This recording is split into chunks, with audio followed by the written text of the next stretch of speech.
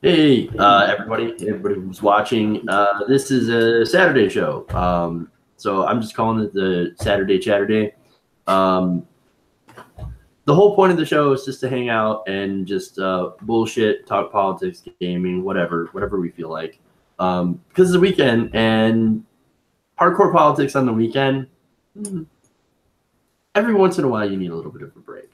So that's what we're doing here. We're just gonna have a little bit of fun and take it easy and talk about whatever the hell comes to our minds. So, with me, my good friend from across the pond, Steven. Hey, Steve. Hello, hey Jeff. How you doing, man? What was that? Sorry. How you doing? Oh, I'm doing good, thanks. And you? I'm doing pretty good. It's like I've been working my ass off today. So we got this pretty big yard that we have, and I've been trying to. Funny story about this. So I'm mowing the lawn, right? And there was this gigantic patch of what looked like, well, it was grass that had been growing for the last 4 weeks, right? So now I thought that my property extended to, and we're on a rental, so I don't actually own it. But I thought that it extended towards the telephone pole. So I'm mowing up till there, and I'm watching this giant, this strip of grass just keep growing and growing. And I'm like, why the hell isn't the neighbor mowing his lawn? What the hell's wrong with these guys? Right? Mm-hmm. And it turns out, no, I actually own that strip.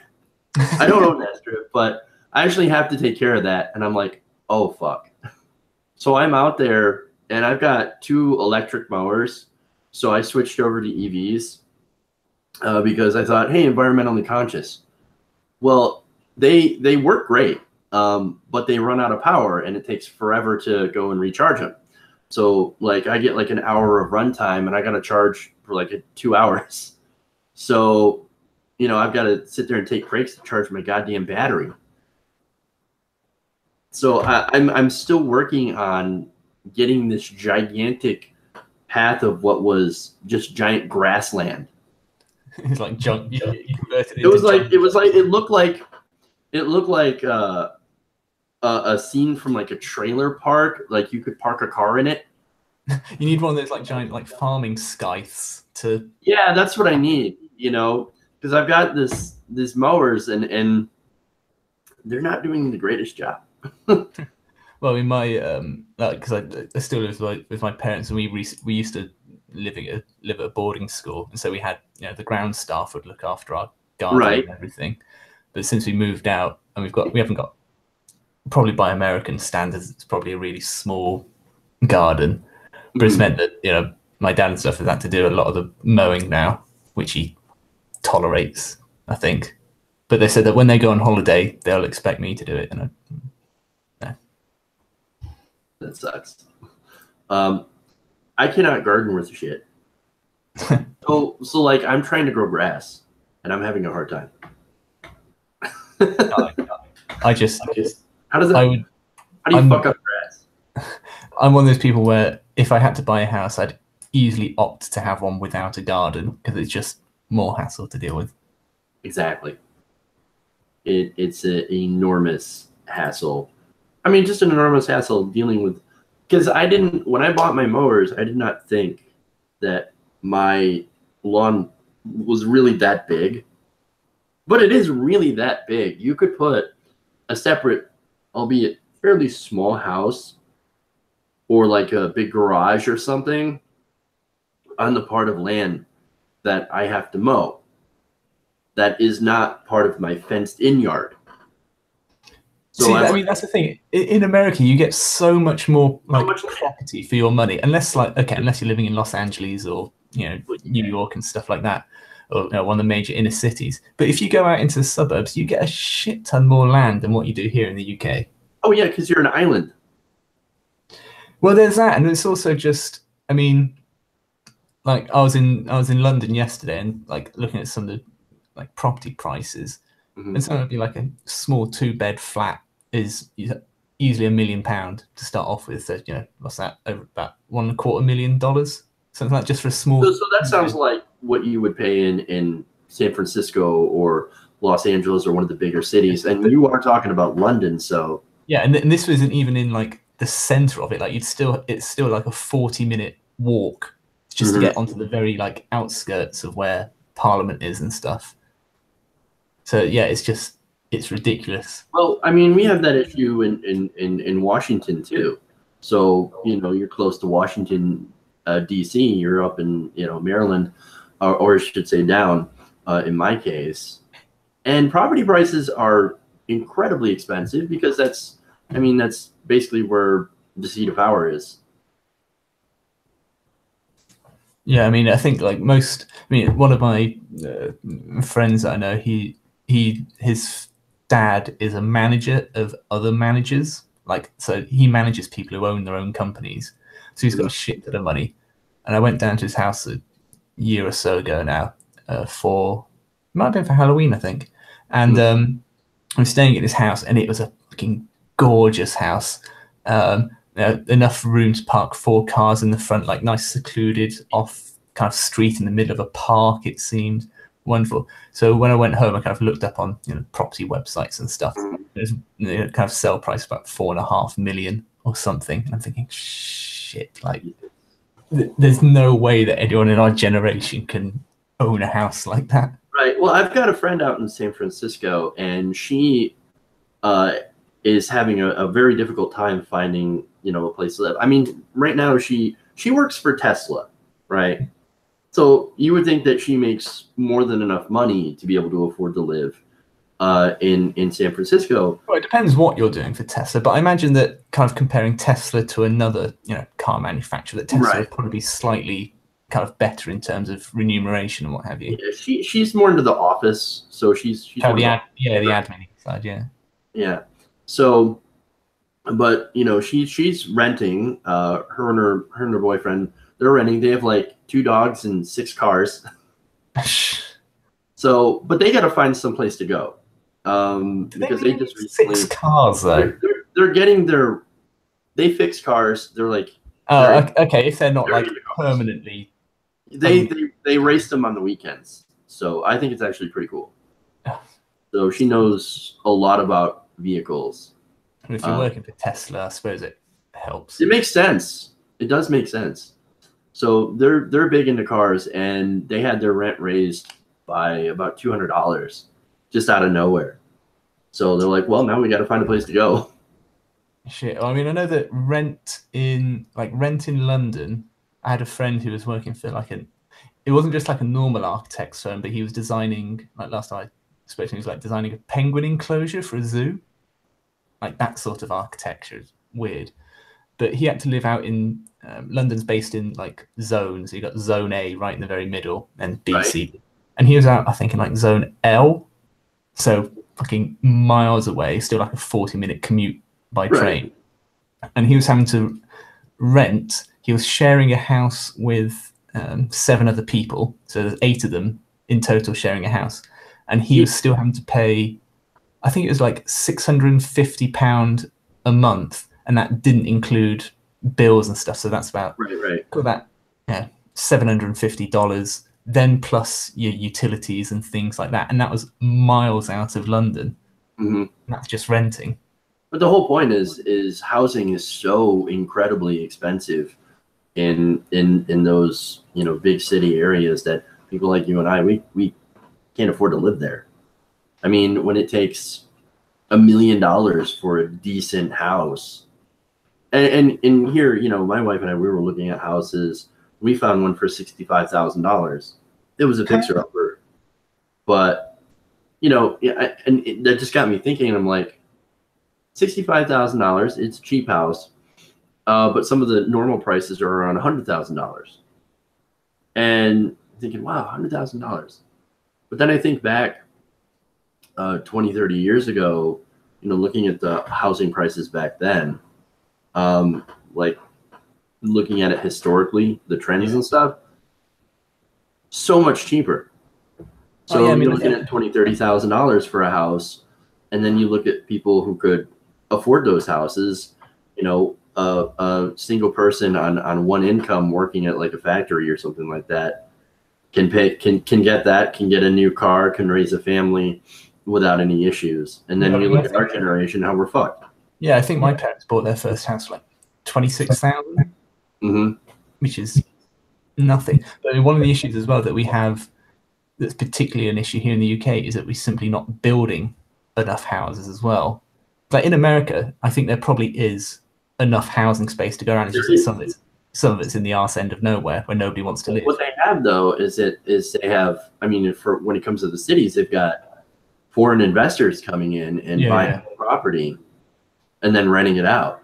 Well, that's one of the popular policies that Jeremy Corbyn's sort of suggested here, is that all of those properties that don't have someone living in it for more than 6 months or 2 years or whatever it's going to be, that basically they are forced to rent it out to people. So they're still going to get money from it and what have you, but they can't just have it as an empty have an empty house, because that idea initially came up when we had the Grenfell Tower fire disaster, where 70 odd people burnt to death, and all those people just left homeless, and they're put up in hotels for months on end. Some of them are still in hotels because they won't agree with where the government wants to resituate them.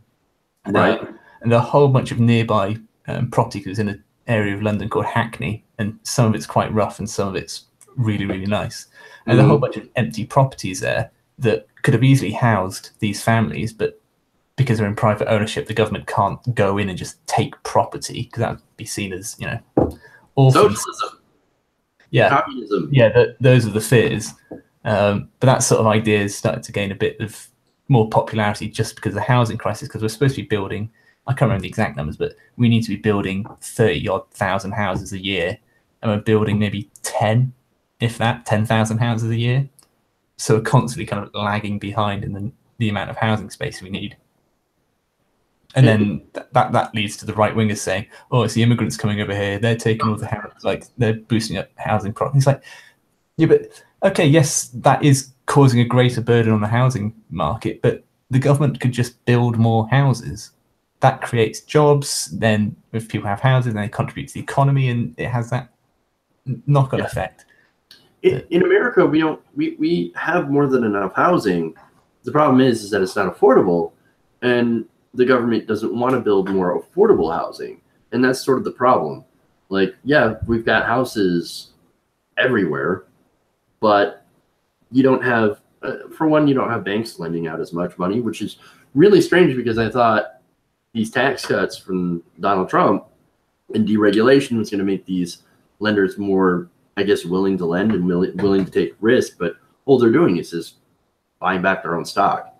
Well, I mean, that's why we used to have, there's a huge drive, and it's one of the things that happened in the 60s and 70s, that the government basically built council houses where the government owned it and you rented it off the government, and it was relatively cheap and everyone loved it. And then Thatcher came in and said, oh, you're allowed to buy, once you've kind of, if you have enough money, you can buy your own council house and own it. But that ended up working really well. But then private industry started getting in and buying up all the council houses, and became a and people would sit on particular areas knowing that their house price would rise over time. It's just an absolute mess. Oh, but now I see that we have Sean's joined us. Yeah, except that we can't hear him. Hi. No, I muted myself just so I could wave to you guys, and you couldn't hear me. You guys are talking about housing. I left a comment in the chat, and then I'm like, wait a minute, I should just come in. That would make sense. The space that you get in LA is so much more than you get in New York. It's like not even comparable. Like, what's the opposite of claustrophobia? Agoraphobia. Yeah, that's what I had all when I was over there. It was insane. But like the reason that you have cheap or really expensive housing prices in like Seattle is because it's like impossible to build anything, because they want that like sanctity of the skyline to not be touched. And San Francisco is the same way. Like, they have that problem. I don't know if you guys can hear me. Yeah. In New York, there's like... Go on. I was going to say, in New York, there's like enough corruption that they can actually build stuff, I guess. Like, by comparison. because like there's like buildings all around. Like I'll give you a quick flip view. Like that's a new building in my neighborhood, and just got built. And like everything in my area is all rentals, but you still get nothing for your money, and you spend a lot. Yeah. Like, Yeah, I mean, I live out kind of like semi countryside-ish, and that they do have some like large housing estates, and they're building one that's going to house like an extra 2,000, 3,000 people or something that they're building. But those are, because we're not really in the middle of anywhere sort of thing. Like we're close-ish to some major cities, and London's about a 2.5 hour drive away, which is a big drive for UK people. That it's just not like there's just, I think as Jeff said earlier, that because we're an island, we just don't have the space to build in places like London and stuff. Mm-hmm. yeah, I would what you call it. I would say that New York is kind of weird because you can find cheap places to live because of rent control and all that crap. But there's like the outer boroughs, like I'm in Queens, but the outer boroughs like Queens and Brooklyn are going up like crazy because there's like nobody wanted to live there for so long, and people realized that it's really close to downtown Manhattan. So like the rents in like Astoria and Long Island City and like parts of Brooklyn are higher than Manhattan now. So yeah, it's I know insane. a lot of like media people have like a house out in Long Island just because it is relatively convenient sort of thing without having to live right in the center of Manhattan for like all the media based jobs there. Yeah, Long Island you could get space, but you're risking a 2-hour commute. Shit. Jeez. I mean, most people. I mean, I don't know if it's the same in America, just because of the scale of the nation in so many aspects. But most people here probably aren't willing to travel more than an hour for work. Like most people want to have it under like a 40-minute drive or train, what have you. But these days, it's getting harder and harder to, like, if you're living in one of the main cities, to get a property right next to it. Well, if there's people who commute from Connecticut and Pennsylvania, like I when I worked in the city, I would just meet people that had like absurd commuting stories. Like they spend 7 hours commuting to work for 8 hours. Like Actually, I'm pretty sure there's a story here in the UK, but there was some guy who used to walk. I think it was like 3 hours every day to like a particular, like he didn't have a contract or anything, but he basically have to show up at this building site to find out whether they'd have any jobs for him. So he'd walk 3 hours just to find out if he had a job. Then he'd have to walk 3 hours back, sort of thing. You're just thinking, fuck me, like that would just be. It's not, and and Republicans would say he's lazy though. Yeah, precisely. I mean, because technically the unemployment figures, he wouldn't necessarily be classed as unemployed because he's still technically like seeking work and he has some sort of 0-hour contract work. Do they have that in America, that term, 0 hours contract? I think we probably do. I don't think I've heard it. I mean, it sounds kind of freelancy or like day labory. Yeah, that's essentially what it is, where you get paid kind of by the hours that you do, but you don't get any, like you don't get signed up to a pension, and kind of, I suppose in America it'd be kind of, you wouldn't get any health insurance and all things like that. It's it's kind of like for people who work in like fast food retailers and things like that, or delivery people, they'll be on a 0 hours contract. And the Labour government here has been trying to ban them, or at least heavily regulate them, because they are seen as taking advantage of certain people. Some people, like, it works really well for students, because if you're at university, you might want to have a 0 hours contract where work can just call you up and say, hey, we need you for 3 hours this evening, can you work? And they like that flexibility because it does give a good amount of flexibility for students and people in particular positions. But to have a permanent full-time job that's based on 0 hours contracts where work can just call you up and say, yeah, you're not needed today, then you could be 70 quid down for the day, and that can really bugger you up. Mm-hmm. So, hey, all talking about all this housing stuff, I kind of want to get your guys' thoughts on this. You guys hear about the story of Michael Rotundo The 30-year-old that got evicted from his parents' house. Yeah. Big news story. No, he finally moved out. Yeah, he had his arm twisted. I saw an interview that he did on or did with CNN, and she kept asking like, "Don't you want to get out of your parents' house?"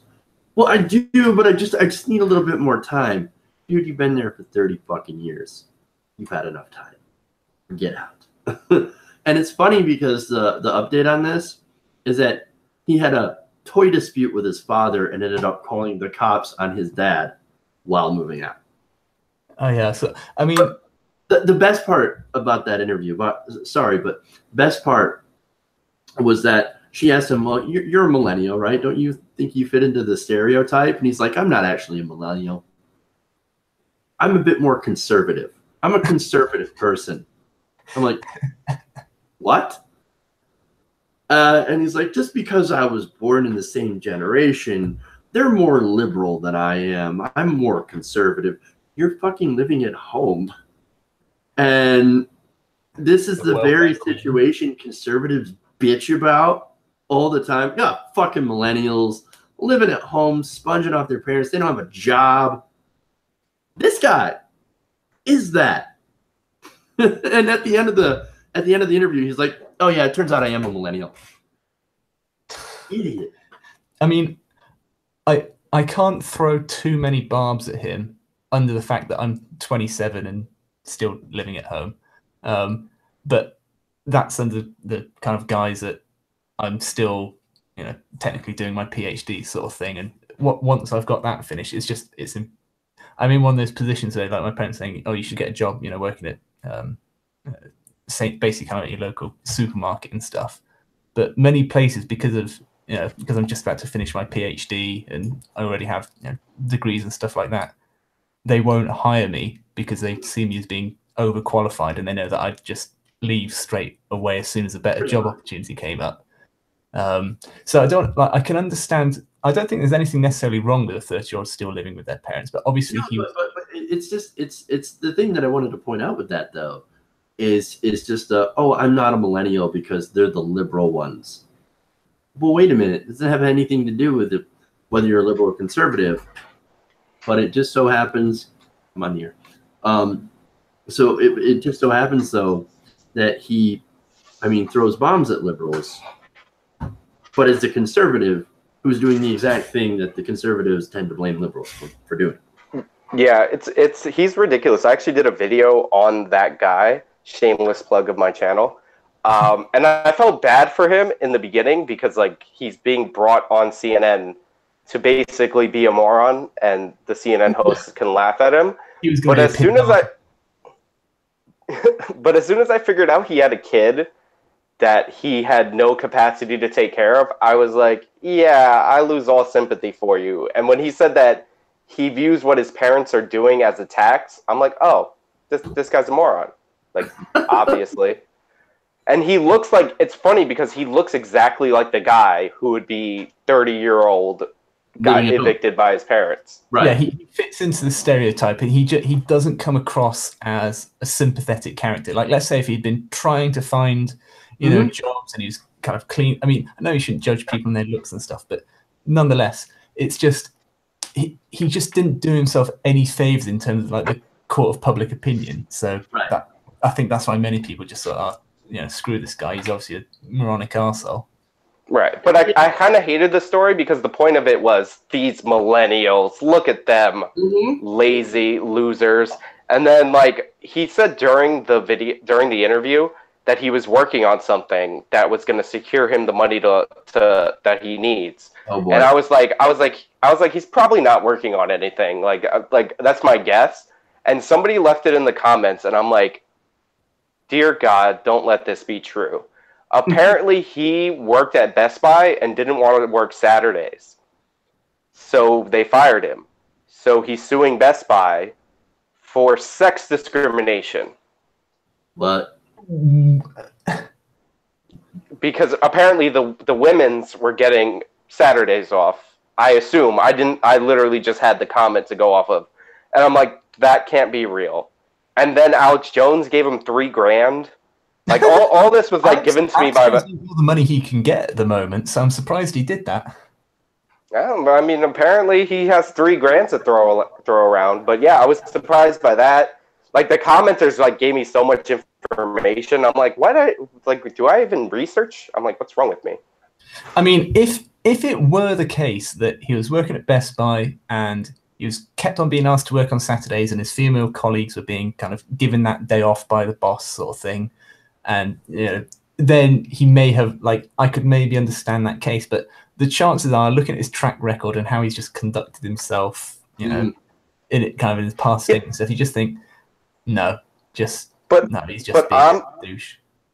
But I'm suing Best Buy is not a reason to not have a job. Yeah, that's true as well. He's hoping that if he sues Best Buy that he'll win, and that'll be the cash windfall that he needs to move out. Yeah, like he's gonna get like a game-changing judgment against Best Buy that's gonna like shake policy in the nation forever. I'm like, oh wow, this guy really is, because I thought he was working on like something millennially, like he like when I'm or where me or Jeff are working on a YouTube channel, that's very millennially. Yeah, you know what I mean. I've invented Uber. I'm going to redo Uber and make it like, even if you just come up with some shitty knockoff copy idea sort of thing, you think, well, at least he's grasping at straws in terms of trying to look like he's being proactive. But suing Best Buy isn't really a proactive decision. Yeah, and the fact that he has a kid, like, I was like, come on, dude. When you have a kid, you have to grow up. Like, those are the rules. Like, when the DNA test finally comes back, and if I'm proven to be the father, I will have to grow up. So, like, that's how it is. So I'm reading the comments here, and I think this is funny. Mark Davis says, you just talked about rent being too high, then bag on a guy who can't afford to move out. No. He had no desire to move out. He's not even paying any money into the household, but he's also, so people were like, well, New York rents are really expensive. This guy's in upstate New York. But this guy's in upstate New York. The rent there is nowhere near, it's like he's not even living in the same country that I'm living in. Like, it's nowhere near what he would get. Like, and like you could do roommates. Like, my friend wanted to move back here. He moved to Connecticut. He wanted to move back here, and he moved in with 2 roommates. And he's paying $500 a month, like, between, so it's $1,500 for, like, it's a crappy apartment, but it's $500 a month. This guy gets a normal job, he could make $500 a month.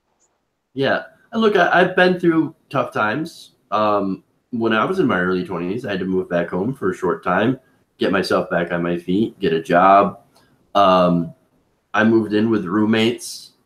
Boy, that was not fun. And then, eventually got out of there and got back on my own. So, like, shit happens to people, but if you keep trying to dig yourself out, you're going to eventually be able to do it. Yeah, for the people writing the comments, like, we're not necessarily kind of shitting on his situation and bemoaning kind of the fact that he can't move out. So it's his attitude towards the situation, which is the issue. Just kind of like the whole kind of Best Buy thinking he'll get money that way, and taking it to court. He's acting very immature about the awful situation that he's in, and that's the issue. If he just grew up a bit, then I think we'd have less issue with him. Yeah, I mean, if it's one of those things, right, even working part-time and contributing towards the household, contributing towards a mortgage payment or doing things like, and I don't know if he does this or not, but helps out around the house. Oh, no, Ma, I'll take care of the dishes, right? Oh, you got laundry you need to fold up? I can do that. Not only will I do my own laundry, which I think should be a given, and take care of my own dishes and clean up after myself, but also, since I'm not paying anything for rent, well, I'm going to do the chores on my own. Yeah, kind of pay in kind sort of thing. Yeah, it's sort of like paying it forward, you know what I mean? Or not necessarily paying it forward, but justify living rent-free. Sean, you don't have to. And like I was muting because I was coughing. Oh, okay. But what I was saying is like, or what I'll add to that is that it's not like, I don't know about you guys, but I know Jeff because I've known him for a while. Like, and I don't know Steven's situation. But like, we've had hard times. Like, I got a job in college. I thought it was the best job ever. It didn't pay me. I got into crazy credit card debt. But and then I got a job as an editor, and like part of my agreement was that I don't own any of the stuff that I was editing. Right. So I didn't have an editing reel to get a new job. Okay. So I started a YouTube channel so I could develop myself an editing reel. And now that I am like making money, like I'm paying not only like all the credit card debt that I was in, like I'm paying credit card debt of my family members. Like you work to improve your situation, and like you try not to be a burden on your parents forever, because eventually they're gonna want you out the house. So like, it's not that I'm unsympathetic to a bad situation. It's that you have to try. It's like the same thing, you know. I've been looking for houses, but I don't have the best credit, so I'm working on. I mean, I've got student loans, and so I've got that stuff I need to work out. And so it's all about what you try to do to improve your situation, you know? Right. And it's about putting in that effort and making, you know, sacrifices and hard choices. God, I sound like a Hillary Clinton book. But, you know, doing that stuff just to improve your situation. And you live it. You're in Michigan still, or no? Yeah, I'm still in Michigan. No, I thought you were saying something about Maryland before I came on, but I kind of missed it. I have family in Maryland near the DC area. I've heard some stories from them, by the way, about the corruption inside the defense industry. That shouldn't be a surprise to anybody watching here, but I do have family on the inside of defense contractors. Right. And he's like, "Oh, you wouldn't believe." Yeah. I mean, it is what it is. It's DC, but like, yeah, I'm not saying that this dude has to rent an apartment in Manhattan and needs to be able to afford it or whatever. But like, can you get a job and pay for some things, like maybe your own phone bill? Like, start small. See, and look, I feel bad actually for anybody. If he's really lucky, maybe his parents will give him an allowance. Not likely. I feel really bad though for people starting out who are, you know, 18 years old. This you know, generation. Are they still part of Generation Z if they're 18, or are they millennials, or are they? I think they're the next gen. I think millennials ended earlier on. Yeah. So it's something like 1980 something till the year 2000 is millennials. If you're born around there, it's like 2001 or something like that. So if you're 18 now, you're still the back end of a millennial. Okay. Well, like I said, I feel bad for people around that age who have to start out in the big cities, because, you know, you start from basically, you know, zero, and you're facing sky high rents and, you know, job prospects that don't pay a whole lot. So it's just a lot more difficult to get started in those areas, from my estimation. And everything costs more. Yeah.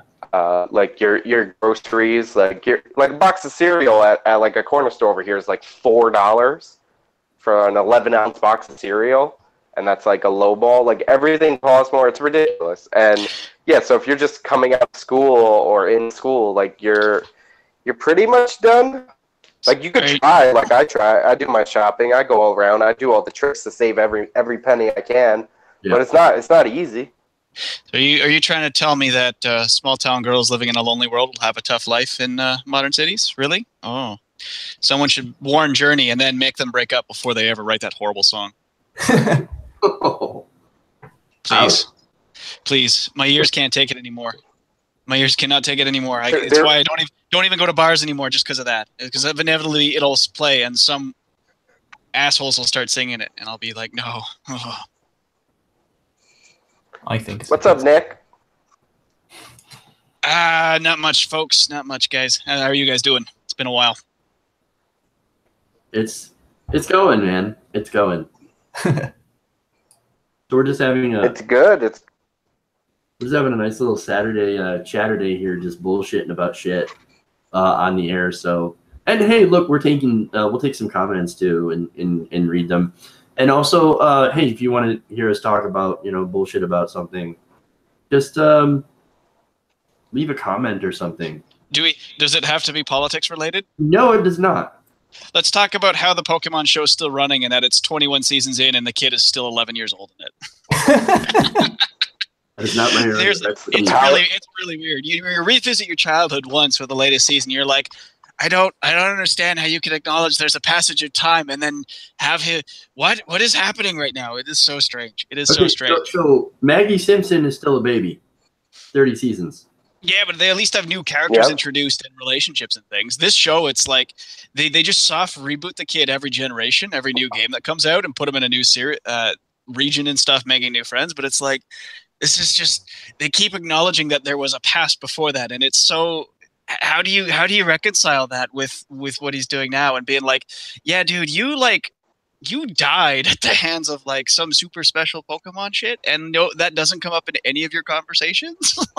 It's so weird. It's so weird. So long is that parents who played the original Pokemon series when it first came out, they feel that they can now introduce it because Nintendo's releasing a new version of Pokemon Yellow.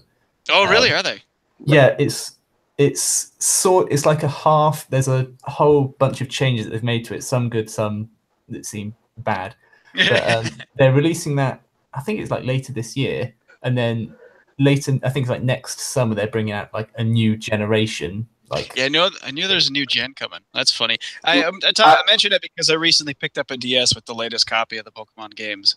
Just so I'd have something to do at work. Because if I don't do that, I spend money on my phone, and that's not a good idea. Let's not do that. That is a terrible. I just want to point out that not all of us are as ignorant about the Pokemon universe as Nick. Ash is not the main character in the games. The original main character was Red. I'm not. Excuse me. I'll have you know, I am not uninformed on that. In the games, the original character was Red, but in the TV franchise, it's always been Ash. True. I'm pretty sure but it's been Ash. 21 years. It has been Ash. The real question is how come Ash's Pikachu loses to anything?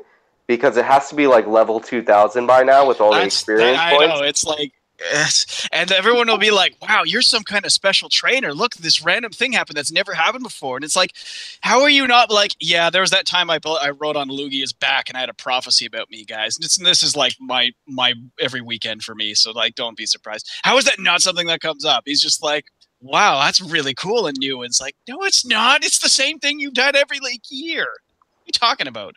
It's funny.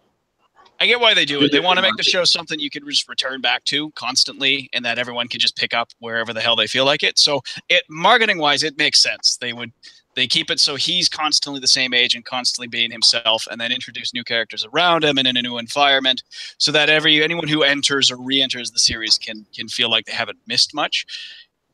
Well, that's why I always think that coming back to it years later, you're just like, why? It's like it's like a coming of age story without the coming of age, really, is the best way I can think of describing it. It really is. He's on a constant coming of age adventure, but he's never actually reached a point where seems to have actually come of age. It's so strange. It's such a strange thing to experience and watch. It's like, wow. I hate Ash. I always think that like, the Power Rangers series always did it really well because I ended up watching, some guy did like a history documentary on all of the series up till, I don't know, it's like series 12 or something. I ended up watching all of his like documentary series because I'm sad like that. But that like each series is like self-contained. Pretty much nearly every episode is fairly self-contained as well.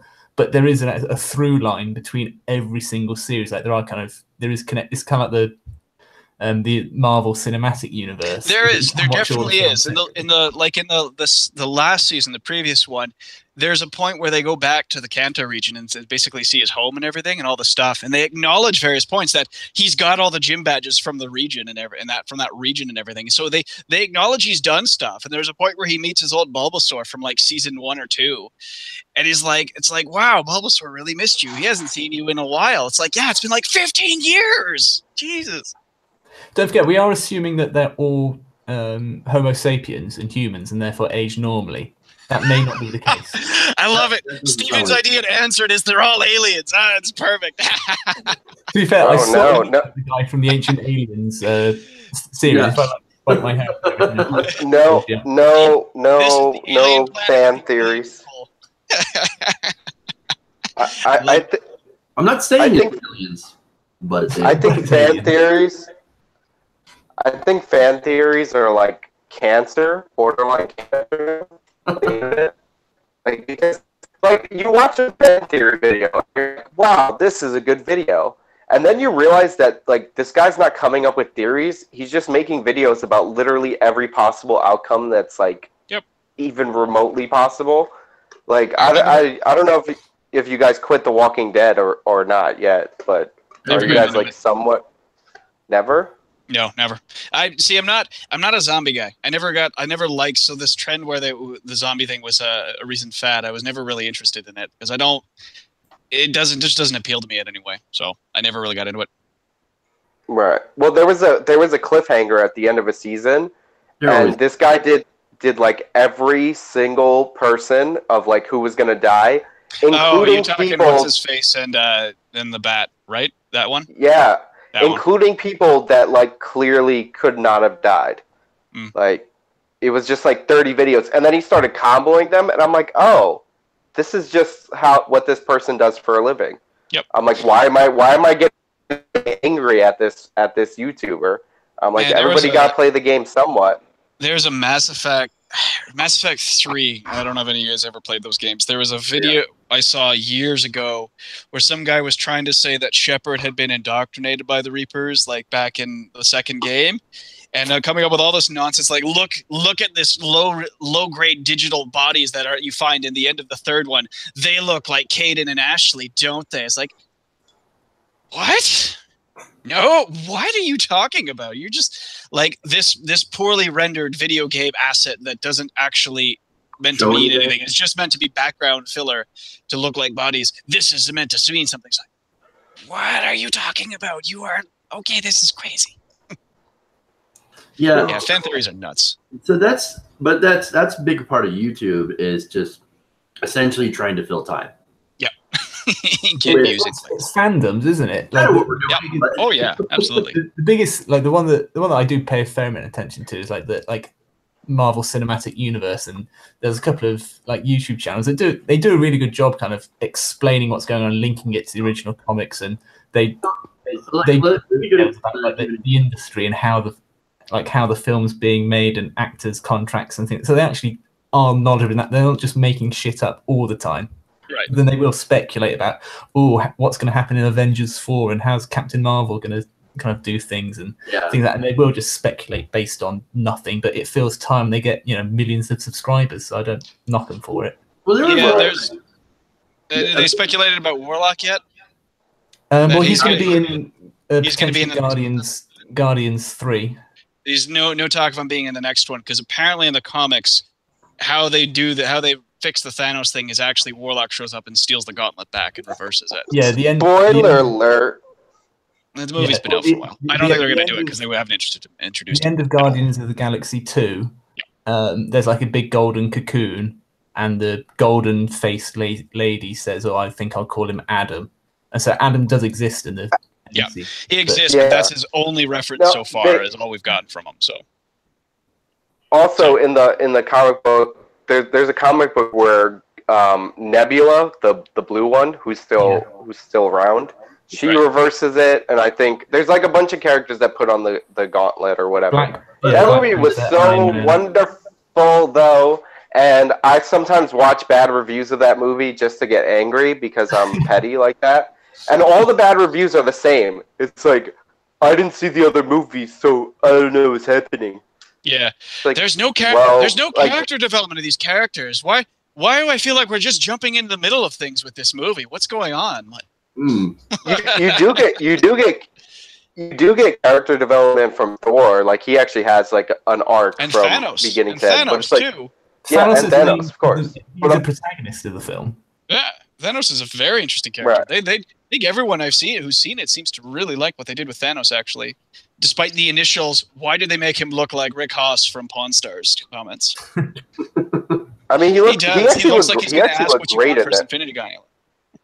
But he actually looked great in the movie. Like, I know a lot of people were like, the trailer was like, meh. But yeah, the like, go to a TV series that's 22 episodes long. Watch episode 19 and tell me if you know what the fuck is going on. Oh, that reminds me. Jumping back only 19. Jumping quickly back to the Pokemon thing for one split second, the seasons are like 50 episodes long. That's the other thing, too. So it's 50 episodes for 21 seasons. Jesus. That's like, holy crap. Wow. Which means even if you're following Ash for like every day of his life, it should be at least a few years that pass by. Exactly. But he's still 11. It's like, what is... Okay. Again, you're assuming that they're on Earth. They could be on a planet that spins slower. So there's like normal aging. Yeah, I know. That's the other thing. Right. It's television. My question. Here's my question. So in Pokemon, you get a fishing pole, and there's been shown that people eat like normal non-Pokemon fish. Do people also eat Pokemon fish? Doesn't seem like it. No. I mean, the whole premise. What about the new Pokemon? Because they have Pokemon that are like literally ice cream. That evolve into more ice cream. You're gonna tell me nobody's eating that? No, their premise seems to be that they're like trickery Pokemon. Basically, they're just. I think it would probably be a bit like how we don't eat our pets. Like we don't really eat dogs. We don't eat the exotic animals like pandas and stuff. But there are some people in some societies that do, and that's probably the case with the Pokemon. That would be hilarious. They come across the Pokemon Cannibal Island. Oh, that'd be so funny for a season where they just find these people who eat the Pokemon. No, I mean, remember the whole Gold and Silver game? That was the whole thing about the Slowpoke tails. Was that Team Rocket was there actually cutting off Slowpoke tails and selling them, and it was like, what is wrong with you people? Ivory. Yeah, that's basically except a Slowpoke tail. It's interesting ivory version. I'm just saying it's an. You know what's weird is some of the Pokemon are like really well thought out. Yeah. Like there's they have like the dark Rattatas, and basically like they move to the city. It's nocturnal. Like basically they moved to the city. The Rattatas were in the city, and they put in like this mongoose type Pokemon to hunt the Rattata. You were watching the show, weren't you? No, there's a film theory or a game theory on it. But anyway, the point is that the Rattatas become nocturnal because the mongoose Pokemon hunt in the day, and that like parallels an experiment that they did on Hawaii. But then they have Pokemon that are one ice cream that evolves into fucking a sundae. Like so, it gets worse over time. Like it's so weird how like I know they have to fill a quota, but like how do you do some so good and some so just? You should see there's a sandcastle Pokemon which is part ghost, and apparently has a little shovel on it, and if you touch the shovel, it takes control of you. It's crazy. It's like what the what? Okay, I'm gonna try and make a because of just what I'm seeing in chat. I'm gonna make a segue from Pokemon to the inner workings of TV. Please do. In one really odd anecdote. So I imagine probably one of the Pokemon is like, what Pokemon do they actually like? Do they milk any Pokemon or anything? Yes, they do. Yes, they do. Yeah, there is a cow Pokemon of some sort. But I was yesterday. I was down in London for there's a TV show that they're planning to do, and they're going to do pilots and stuff for it. It's sort of like it's a comedy show that has like a panel of like members of the public, and they just there's a comedian hosting it. He's relatively well known here in the UK. He's hosting it. They have like one or two guests on, and just members of the public to discuss the week's news. And so they invited me down to be member of the panel, and there's a diverse range of people, so a whole rainbow coalition of people. like out of there's 15 of us, and I probably only liked one person there. But during the discussion, one of the news topics was that because cows, carbon dioxide, CO2 emissions, that's a big issue. So one potential future source of milk is cockroaches. What? Yeah, that they can milk cockroaches, and that's one way to get protein and stuff. That is horrifying. That is just weird, creepy story. So the comedian made just one or two jokes of it when he was giving his monologue at the start, and then one of the guys sitting next to me, because we were told like you don't need to raise your hands, just kind of shout out sort of thing. He just out of nowhere goes, rape juice. What? The exact reaction. He was like, rape juice. Vegan. Yeah, we were like, so the comedian said, what the fuck are you talking about? He said, well, he said, you vegans, because the comedian's a well-known vegan. He said, you vegans call, like, when you're milking cows, you call that milk, like, rape juice. He was like, oh, okay then. So, and everyone was just creeped out by this guy. But then, like, afterwards, like, one or two of the other people on the panel were clearly not right in the head, at least as far as I'm concerned. But when you hear the production staff talking afterwards, they're saying, oh yeah, like they were probably like our favorite panelist and stuff. And you just think that's how the insane moronic people get on TV. It's because the production staff think, oh, they're hilarious. People will want to watch that sort of. They want to watch someone just randomly shouting out rape juice at a comedian on national. Yeah, it's rape juice and the animal holocaust and basically everything, slavery, all that gets thrown at you if you talk about the vegans, as I like to call them. I'm not surprised to hear. Like literally, you said that. I'm like, yeah, vegans. I don't even need a split second. Oh, absolutely. Like to understand. I've tangled with them in the past. Not only have I tangled with them in the past, but just because it was mentioned on this and I'm here, I will tangle with them in the future. Yeah, it's not as if they don't bring up some issues about carbon dioxide, about factory farming and stuff. That of course, right? They do bring up some pretty good points, but then you get the militant ones, and those are the ones that you don't want to mess with. I was saying to Jeff just before we started that one of the modules that I've been teaching on is activism and journalism, and part of their project they're given a charity or a society which they then have to pitch a new campaign for them, or kind of build off or improve an old campaign, whether it's kind of changing their website design or kind of how they do their protests, their posters, all of that sort of stuff. And one of the groups that the students were given, there's about 6 students who were given the Vegan Society, and most of the kind of they had kind of fairly good ideas, but one of them came up with the idea of the vegan police. I mean, just thinking that's such like that kid watched Scott Pilgrim. I hate to tell you, that's literally from Scott Pilgrim. Is the superpowered vegan police who show up and take a guy's vegan powers away because turns out he had eaten chicken. Well, no, and then they run away, and then they do a slow-mo jump high five and so go yeah in the background. Well, the thing is, she actually did a really good pitch, because the whole idea was that people who are vegans, there was a specific Snapchat filter where they take a photo of a particular food store, restaurant, and the Snapchat filter say kind of vegan friendly, not vegan friendly. They post it on Instagram with hashtag vegan police, so people are aware of what shops were vegan friendly and stuff like that. And she overall had a good pitch and ended up getting a good mark for it. But the main hang-up that myself and the other lecturer had was the term vegan police is just instantly going to put people off and just think, 100%, the militant kind of side of that. 100%. You want to call it something else? That's a great idea. Like vegan awareness, vegan that's fine. Or something like that. Vegan scouts would be good. I like that. That's a good idea. But yeah, vegan police makes it awful. They're almost all self-deputized vegan police, so it fits perfectly. Anyway, that was my stealthy transition from Pokemon to the workings of TV to Vegan Society. It was well done. Think about the on-again, off-again North Korea talks to get into something a little serious.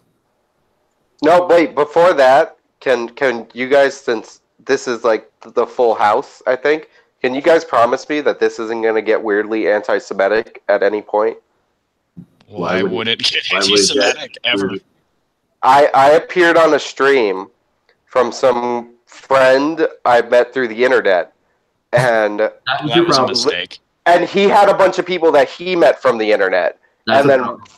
yeah, so in like after being on there for like a few minutes, somebody was like, "Hey, is this new guy Jewish?" Meaning me. And I'm like, I'm like, no, but I'm not against it. And then all of a sudden, faceless, nameless avatar is like, "You're not against it," and he starts going into like the whole spiel, Holocaust denial, and all that. And I realized like when I was listening to him, because by the way, I muted myself and I like closed my camera and I just literally was like this.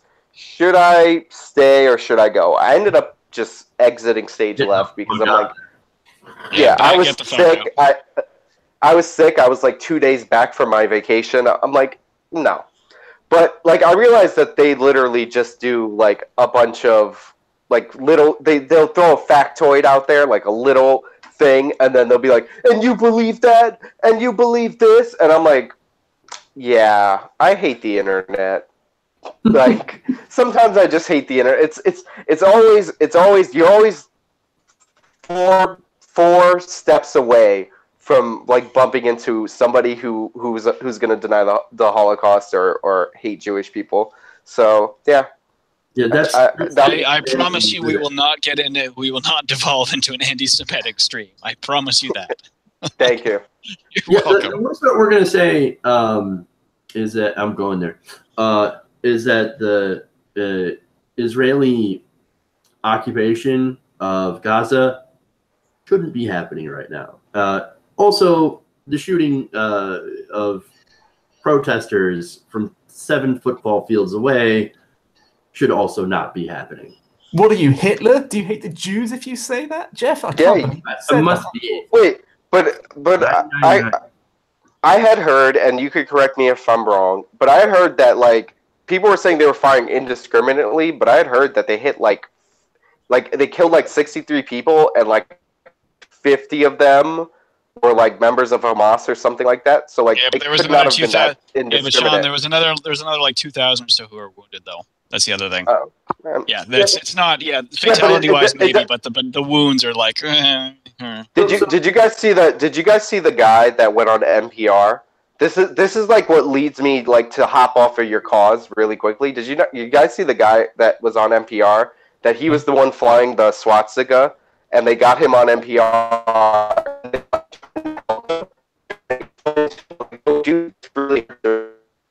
People will see that, and then they'll say that that's how all the Palestinians are. And the guy was like, "Yeah, I want them to know that I want them to burn." And I'm like, what? Like this dude, like I mean, obviously the dude flying like the swastika, probably a bad guy. I'm gonna rule that that's true 99% of the time. But like they're like, but like when you're on a show where they're clearly like trying to help the Palestinians and they're like trying to explain it to you, like that's the worst thing you can say. Literally the worst thing you could say. Absolutely. So, and look, if they were members of Hamas, but they were not doing violence, then should they be killed for peacefully protesting? That's the thing, right? I mean, I don't think it was all peaceful though. I think that part of it is you get a protest together, and like I heard they were like cutting into the fence or whatever. I'm just saying if there was like 30,000 people and they killed 60 something people and 50 of them were members of a terrorist organization, that doesn't sound very indiscriminate to me. Like again, several thousand injured though. There's that too. And that's just, like what's the sourcing on this as well. Yeah.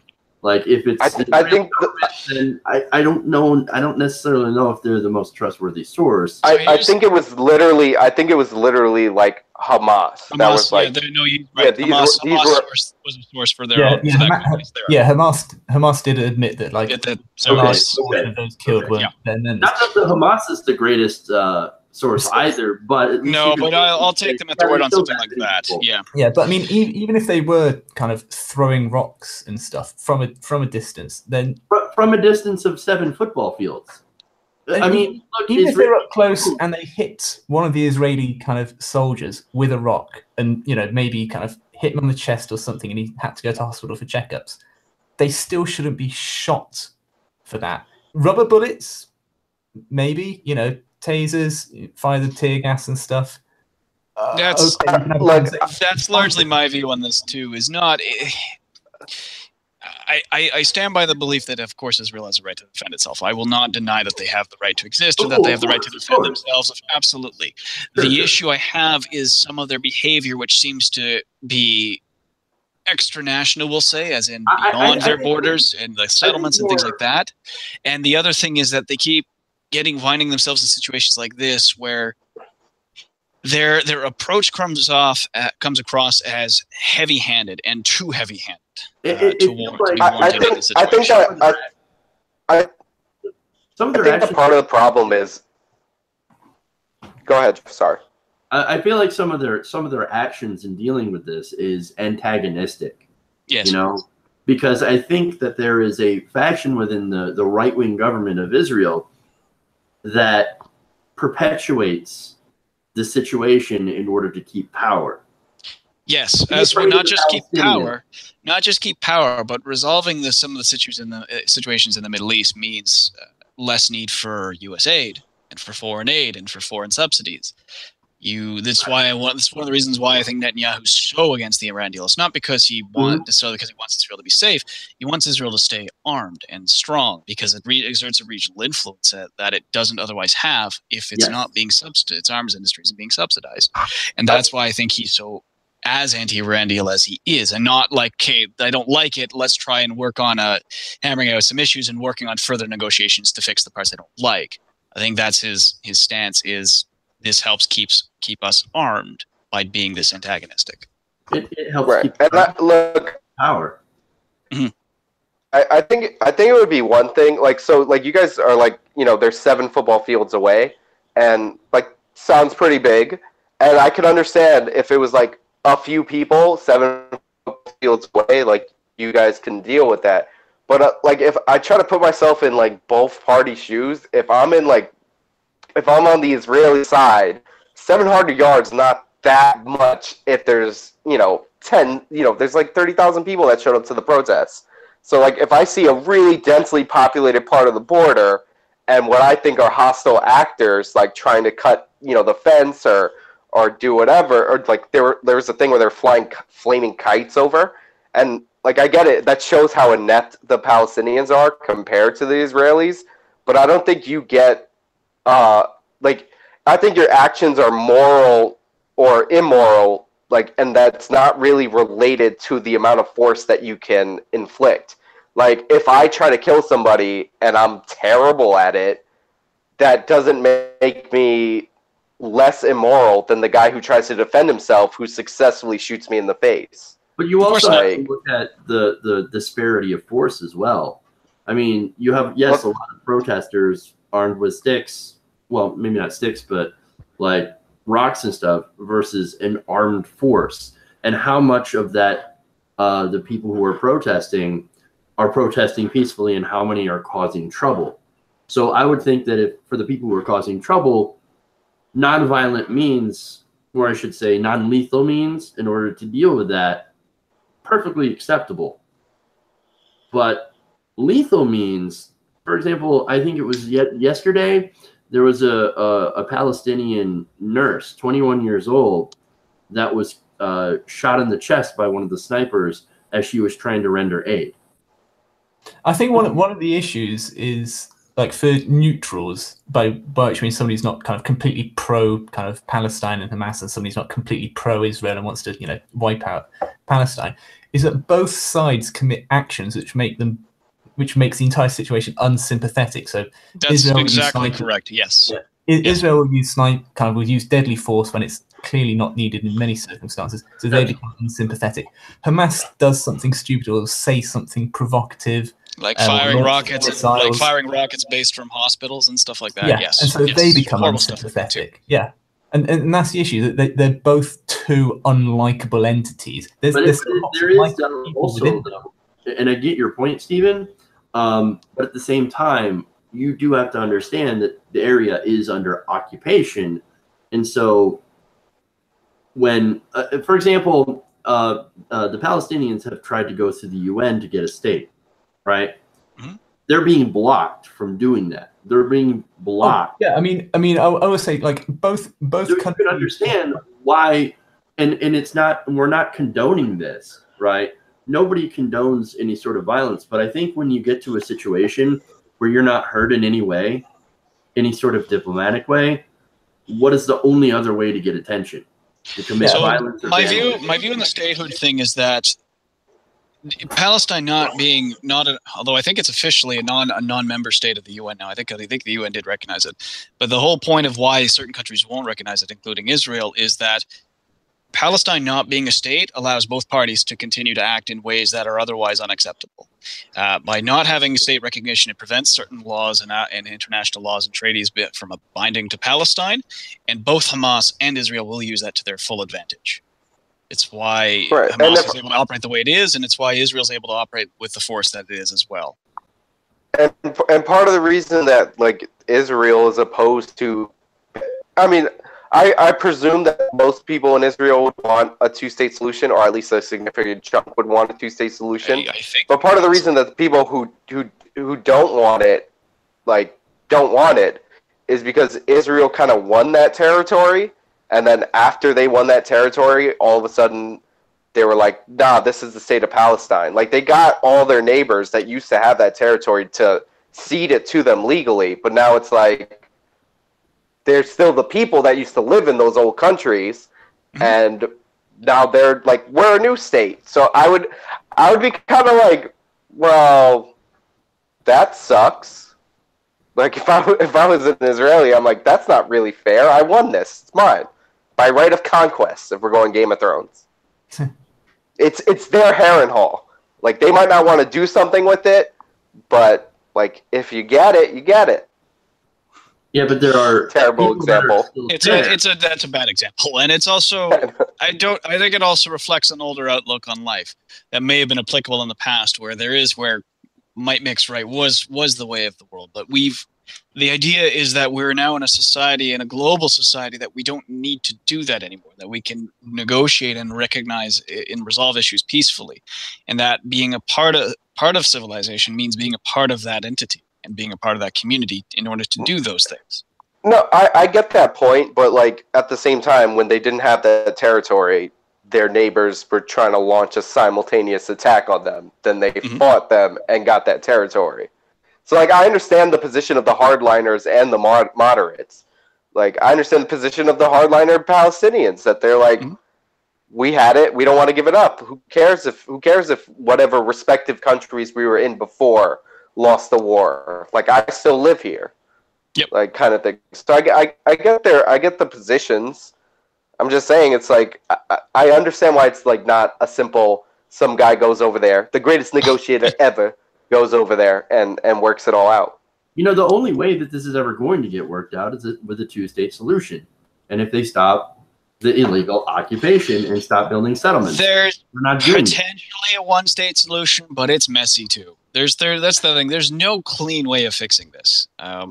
It'll have to be a time when there's leadership and individuals of sufficient charisma on both sides who have decided, okay, this is enough. We have to find an actual solution here and continue to move this process forward. At the moment, I don't think either party really has that on the table, and it's unfortunate. I don't know. The Israelis did win Eurovision, so I think they got the charisma part down. God.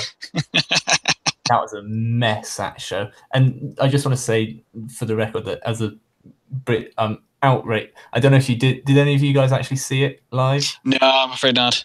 When the British contestant was on stage, and they thought that she had a good chance of getting. I mean, we always come towards the bottom because there's a lot of political voting that goes on with Eurovision.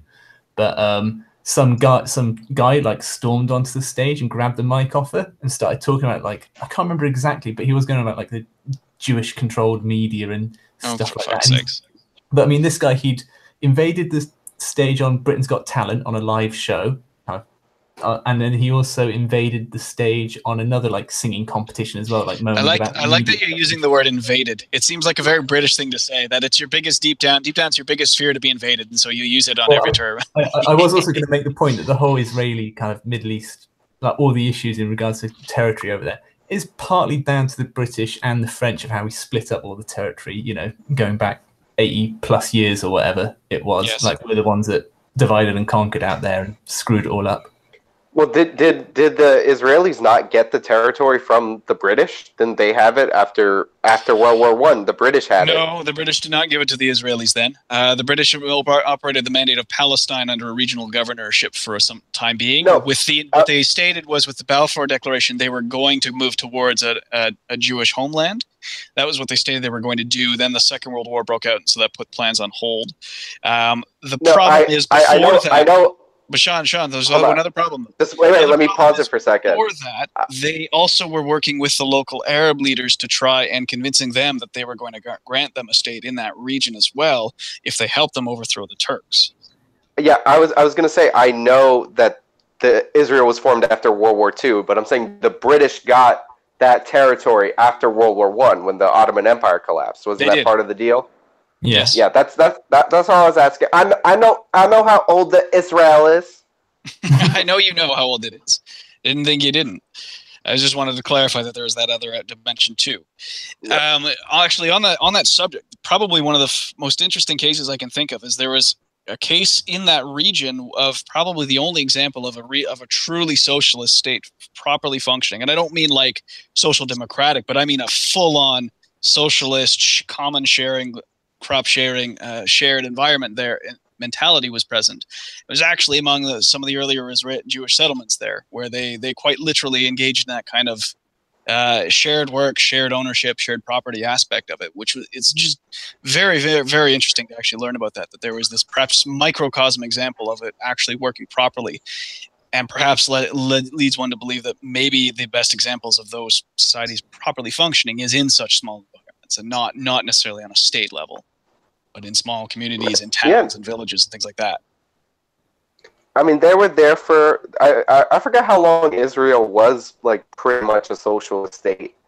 And then they kind of transitioned out of it, and now they're better because they have SodaStream. It's a nice product. I'm not gonna lie. Makes you soda without high fructose corn syrup. I like that was your selling point. Is like, that's capitalism. Soda. I knew a person who had a SodaStream thing, and then I think one of the factories is in the occupied territory. So they're like, I'm not going to use it because I'm in against the occupation. I'm like, you already bought it. Like, it's right here. Like, I don't think you understand how this works. Like, you know what I mean? They already have your money. You already supported them by purchasing the product. Like, I'm sorry. Yeah, it's a little too late for you to BDS when you have a freaking SodaStream in your kitchen. Like, unless you take... Well, they still have your money. Yeah, exactly. It kind of reminds me of the right-wingers when they boycott something like, you decided to divest from the NRA. I'm going to go shoot this cooler. Well, they already have your money, idiot. What are you doing? You're shooting a perfectly good cooler. In fact, that increases your chances that you're going to accidentally buy a cooler somehow made by the same overarching company. Yep. Usually because they're freaking monopolies almost. The cooler industry's in behind everything, guys. They're consolidating. But I think boycotts. I think boycotts are pretty dumb. I think boycotts are way better because it's easier to just buy things from like you just switch where you shop. But I also think those are kind of dumb. Like, I hate that we live in an era where everything needs to have a political opinion. Like, I saw like a rental car company was like severing ties with the NRA, and I'm like, you rent cars, like Buffalo Wild Wings. Did you hear about that? By the way, with their tweets suddenly tweeting out racist things. What? I didn't know that. Oh, What? I saw they have people a gen- talking about it. Did but they have a generator? Did they have a generator? Because I don't know. Really? You mean like a automatic tweet generator of some kind? Is that what you're referring to? I think we lost Sean for a sec. I think we did. Yeah. But yeah, no, there was.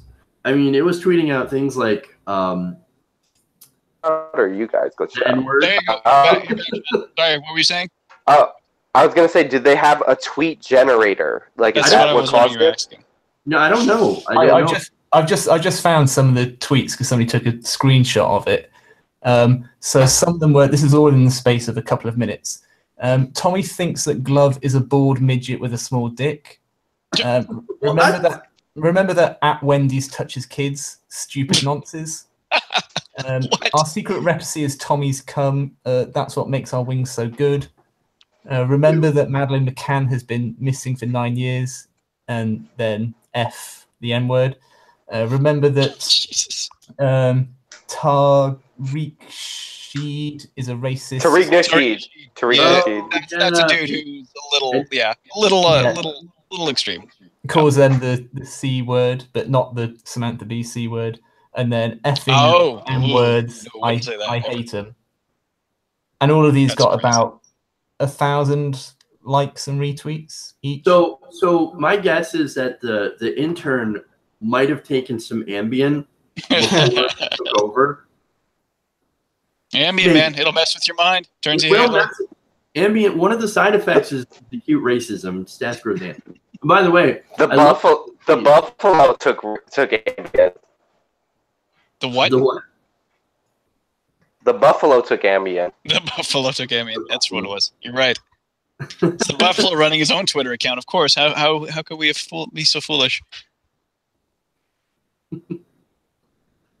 So, one of the tweets was that I loved was we'd like to congratulate Roseanne on her new job.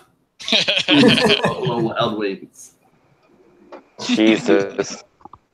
That was the best. The internet is pretty funny. I do love the internet. Twitter is free, and you get all this entertainment. Man. But you also, of course, get all the bullshit too, which basically most of it is bullshit. But every once in a while, there's a hilarious hashtag that you have to pay attention to. Yep. What do you guys think of the speaking of companies that may or may not be racist? What did you guys think of the Starbucks thing with the people that they got arrested at the Starbucks? So I thought the resolution of that case was probably the best outcome possible. I liked that resolution. I thought that was a good outcome.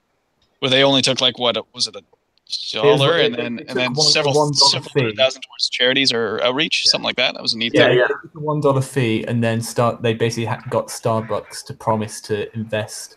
I can't remember how it was a good couple of $200,000 like that. Yeah, into help minority entrepreneurs in the area, which I think is a fantastic idea and part of capitalism in a way.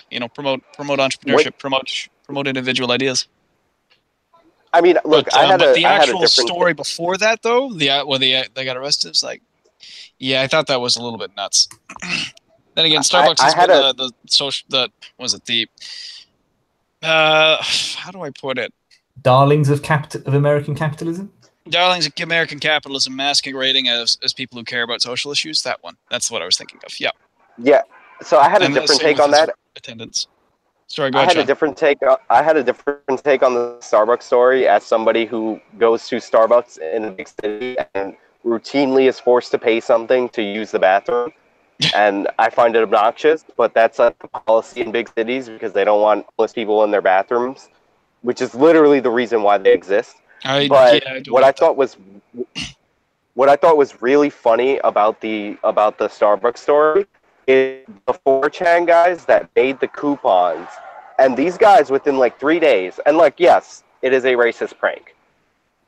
In 3 days, they figured out a way to create a barcode that made the Starbucks machine say the N-word. Jeez. Think about that. That's how detailed these like guys are. Like, sure, shouldn't do it, but at the same time, if you're going to like pull a prank, at least put effort into it. Like oh, that not only erased, but you're a computer whiz at the same time. I mean, that's the thing. It's amazing how much effort is put into kind of racist, actions and stuff. You just think, I know, right? If only that was directed in a more positive and constructive way. That's trolling. I mean, people will put so much effort into memes and trolling because they want the fun. They want people to laugh at it, and that's what gets the rocks off.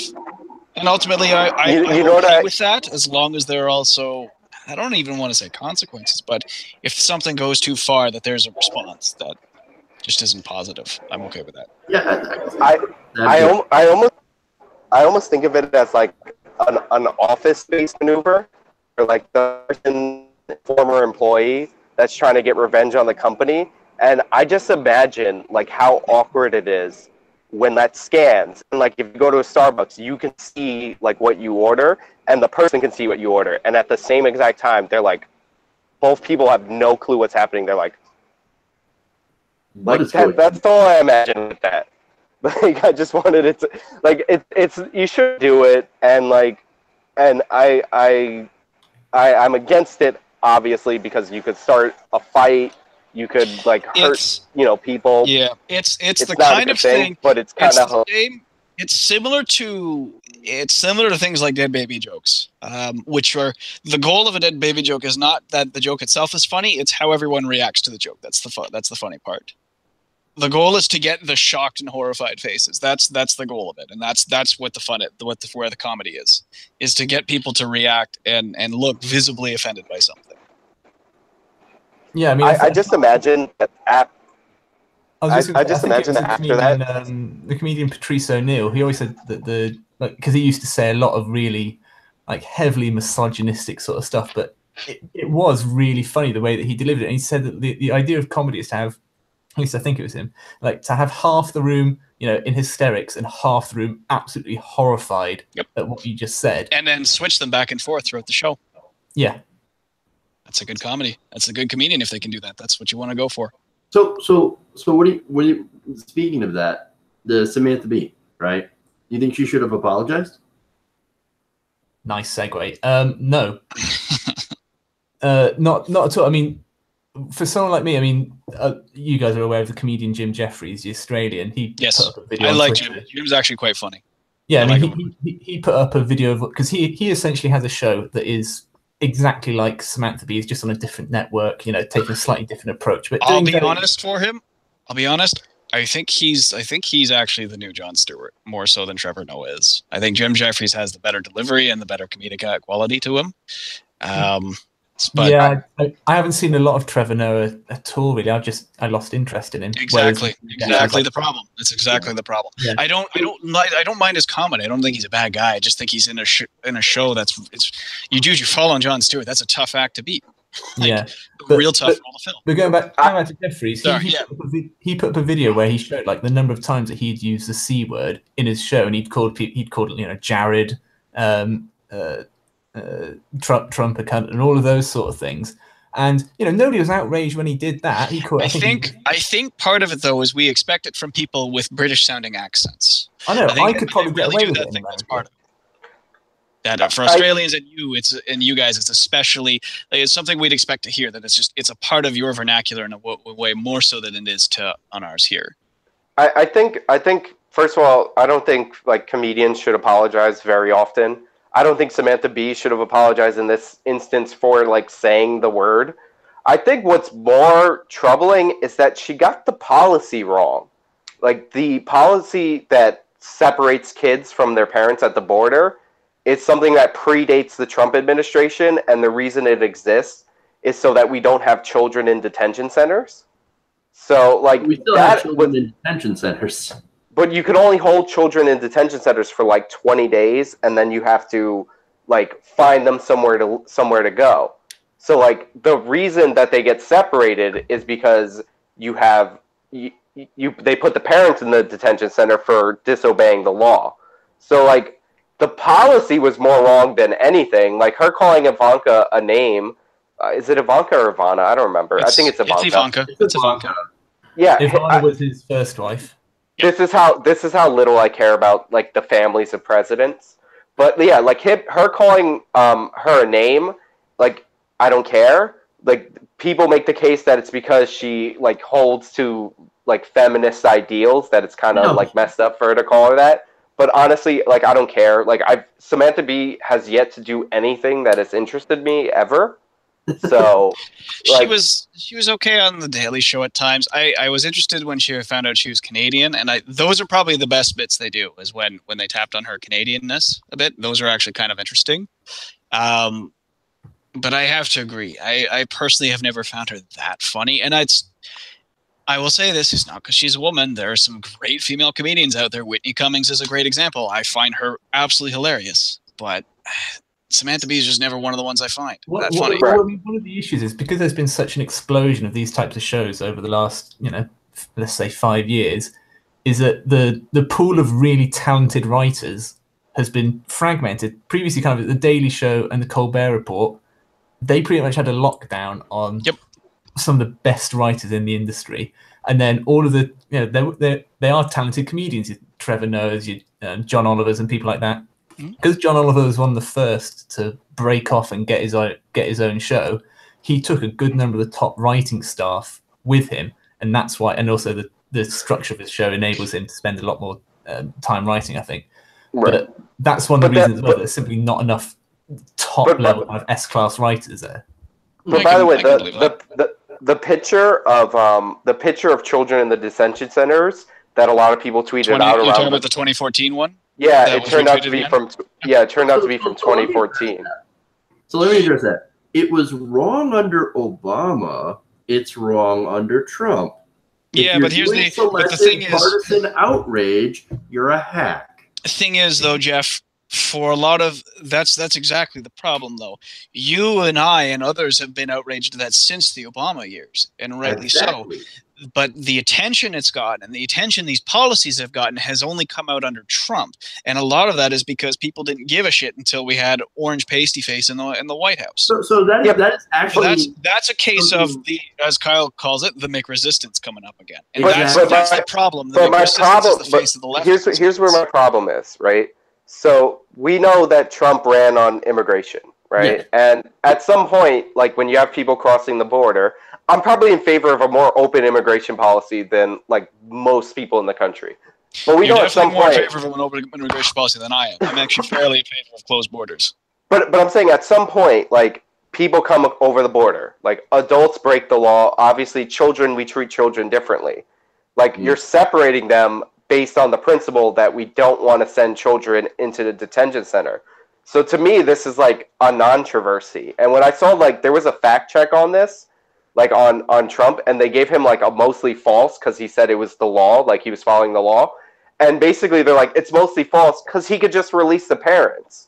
It's like, yeah, but we don't say when a parent, murders 20 people that we're ripping the child away from them because we don't send the child to jail with them. Like we treat adults differently from children. So I think this is like the biggest controversy. And like the fact that you're going to rag on Ivanka, I know you guys just told me it, so I'm just going to go with Ivanka. It is Ivanka. You're right. The fact that we rag on her, that she was ragging on her for like taking a picture with her kid, like I get it. It's a little like who cares, but like I don't like. I think the facts in the segment were more wrong than the joke itself. Like who cares? Like you called her a name. She happens to work at the office. Like it's not it's not like she's just his kid. Yeah, like if it was his wife, that would be different. I'm not even in favor of that. I'm not even in favor of that. I have nothing against Melania Trump. I think people who go after her are wrong. I don't think they're justified in that. I think I like her initiative. I like her her actual first lady initiative that she's starting. I think that's a good idea, and I want her to succeed in that. I get the hypocrisy of it, that her husband's a bit of a braggart and a bully himself. I understand that completely. People are flawed. I don't care. I'm willing to set that aside as long as her initiative does good effort. I want to judge her not on herself, not on who her husband is. I don't care that far. I want to ask Stephen about actually his stance on immigration, because we're both from countries that actually have, I would say, fairly strict immigration for good reason. We have more developed welfare states that require some semblance of knowing who your populace is and has some sense of control on that, so that way you can properly budget for that. Stephen, what's your take on that? I'll say, just for answer about immigration, I'll just say about Melania, it's something that's kind of just always played on my mind. I know kind of you shouldn't judge people, particularly kind of her in this way, but I've always wondered, because she hasn't been seen for the last 23 days, and now that's becoming a controversy in itself, which I don't think really should be an issue, but what common interests and, kind of, does she have a shared sense of humor with Trump? Does she have shared interests with Trump? Why did she marry him? Rich, and Trump has an interest in Trump being rich. Yeah, she's because that's why I think people are more kind of critical of Melania, is because I think a large section of people think that she just married him for his money, and she may well have done. And if that is the case, that's why I think people kind of hold Melania in a certain light, because they don't see why they're actually together. I think that's one of the issues. That gets a little more into somebody's marriage than I'm willing to ever look into it. Right. Personally, that's beyond my interest, I'm afraid. He may be an incredible lay, but or maybe within his family life, to her, and maybe not to his other wives, because we know that he's not to other people, but maybe to her, he's been a wonderful person. She married him. She married him for money. Like, I'll say it. I don't care. She married him for money. She literally has an interview where she was like, she said basically if he wasn't wealthy, she probably wouldn't be marrying him. But honestly, I still don't think that nerfs like the leave the first lady alone. As long as they're doing like a benign cause, like this was my thing with Michelle Obama. Like, I cared nothing about her. She did a benign cause, which was like the obesity or whatever. She wasn't making policy. There was no reason to go out of your way to attack her. Like, Melania Trump married a guy for money, and he happened to be president. Like, she's doing a benign anti-bullying online cause. It's not anything in policy. Who cares? Like, leave her alone. Like, she's not in the administration. She's not like the other ones. The kids, a lot of them are in the administration. Like, they're fair game. I'm also firmly in favor of leave Barron Trump the fuck alone. Leave that kid alone. Let him be a kid. Leave that kid alone. So let me point out. Unless he starts telling his dad, no, fire Mueller, and there's a big report about that, then of course he should be left alone.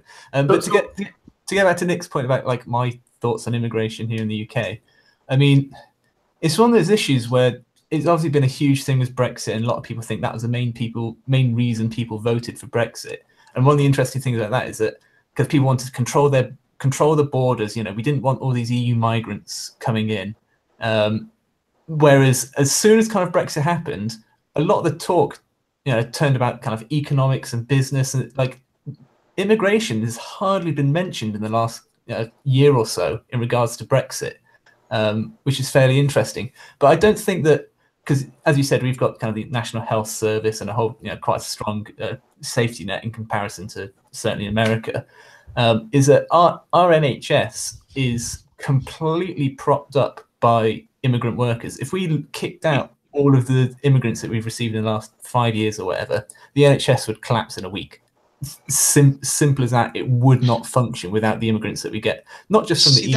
That's very interesting, because here in Canada we also have universal health care. I don't think ours is propped up by immigrant workers or anything of the sort. Our immigration policy is extremely strict, actually. Basically, if you don't have any of the skills we're looking for, you're not getting in. Sorry. Yeah, but isn't Canada changing demographically faster than any Western country? Like, I don't know. Probably. How does that jive with the strict immigration policy? Because we policy? probably have people who with the skills coming in, and it's probably places like China and other places like that doctor, medical worker skills like that. Things are coming in. Although I think one of the things we're really looking for now is more like architecture, design, handiworks, that kind of stuff. Skilled labor really is, I think, what we're looking for now. Two of the other major like industries where they've only just started to realize, oh no shit, we actually need a lot of immigrants, has been the agriculture and fishing industry that we have here. I mean, similar in America, particularly with the agriculture, that you need those immigrants to help kind of pick the food sort of thing because Americans aren't willing to do those jobs. That's definitely the case here in the UK, and same with on fishing boats as well. Nobody wants to do those jobs apart from the immigrants. Yeah, let me see, back that take is I understand that take is probably has more truth to it than I'd like, but I've always found that to be more really troublesome. That stance, and again, I understand that that's actually the reality in this case too. But it's like I don't think it helps these people in a lot of cases too, because there's something to be said where there's a degree of indentured servitude going on in that case. That these people are coming in because they don't really, and being placed in working environments where no one else wants to work, partly because no one else wants the jobs, partly also because they can work for lower wages and they can't really complain, or they get their asses deported. Yeah, so I mean, there's that kind of food-based industry, and then the other one that we have is sort of separate, well, somewhat attached to the NHS, but the whole care industry, kind of people working in care homes and nurses, doctors, stuff like that, especially nurses, I would guess, right? No, just I mean, they're referred to just as carers here, but I mean, so kind of from my own example, like my grandmother, she was, how was she? She was like 90. No, was she? Late 80s, 90s sort of thing, and she was living with us in our home because she couldn't kind of live by herself. But we had carers come in twice a day to just look after and stuff, just to pop in, see her for half an hour and things like that, just to kind of do help out with bodily functions and stuff that she didn't support worker. She didn't want family members working for. Yeah, my grandfather has one. Is he the stroke? Yeah, but I mean, I think so. We had carers coming in for I don't know, over 2 years or something. And I think maybe only one of them out of that time was English. Like all of them were kind of Eastern European, all had, good English, really, really nice people, were wonderful as my grandmother and stuff. But then, British people aren't willing to kind of wipe the arse of, their grandparents or someone else's grandparents. They weren't willing to do that job. And so if we kicked out all of those immigrants, because it's not a high skilled job, you don't need a degree to do it. They need to go through some kind of training, and they do have some qualifications. Yeah, my wife actually used to do that for her job, and I've actually known a lot of people who do those kind of care jobs. In my wife's case, she went to an adult group home, and so she did that kind of work, and it is very difficult work, and it's often low paying. Yeah, and that's the kind of thing. But without those immigrants, that entire kind of sector of the health industry here in the UK. Right. That would count. So they already don't have enough carers to go around. If you open it up to kind of mental health carers as well, and those sorts of specialists, nowhere near enough people to deal with that. A different problem in the UK than we do here in America. You don't have enough carers. Oh, you're going to have that problem soon. Don't you worry about that. Trust me. Baby boomers are retired. Every country in the world is their healthcare industries are going to get strained soon because the baby boomers are retiring, fast increasing numbers. That's going to put huge strain on it. I really am concerned for your industry where it's all for profit right now. And it is also too going to put a lot of strain in our on Social Security. Yes, it is. So I mean that's a consideration as well. We need to fund Social Security, and I don't see our current crop of politicians standing up for it, and that's a problem. No, definitely. It is a problem. Yes. Speaking of immigrants, I'd like to transition to a topic where the go-to line is, those are American citizens, and that is Puerto Rico. Did you guys see the death toll for Puerto Rico? 4,300, is it something like that? 4,650? Jesus. Yeah. It's a range between 4,000 and 7,000. And by the way, just for the record, I know Puerto Ricans aren't immigrants because I am Puerto Rican, and I was just saying, like the response early on was like everything's fine, and then the other side was these are American citizens. It's like, yeah, I know that. Can you do a thing to help them? So 4,300 American citizens, there I said it, were killed in this hurricane, and I've had family that were stuck there that were without power for 6 months.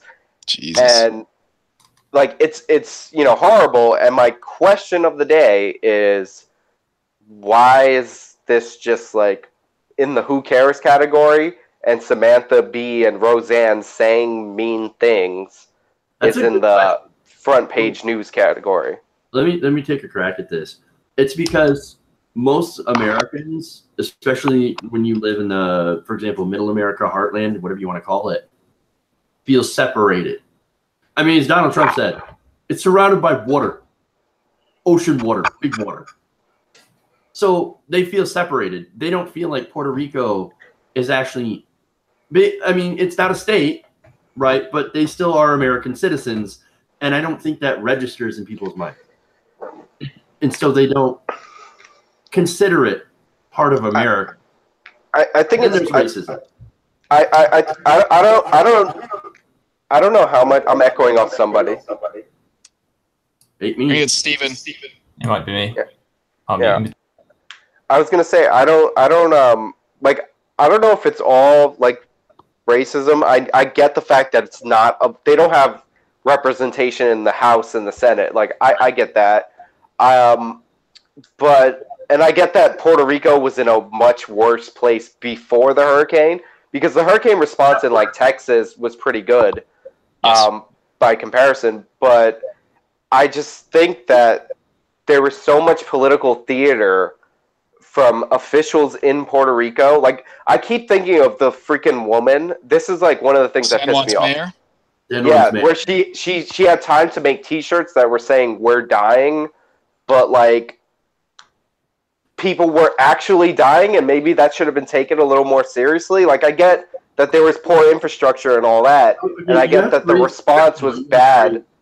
Like, you have to make sure people know what's going on there. So the T-shirt actually wasn't a bad idea. And if you sell the T-shirts, guess what? You can use the money to help people. I have some issues with it being the mayor of San Juan devoting that time to do that, though, rather than...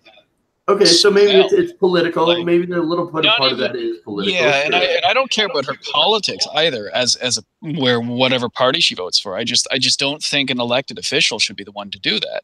I think that maybe like task someone there some locals to do it, do some jobs there. But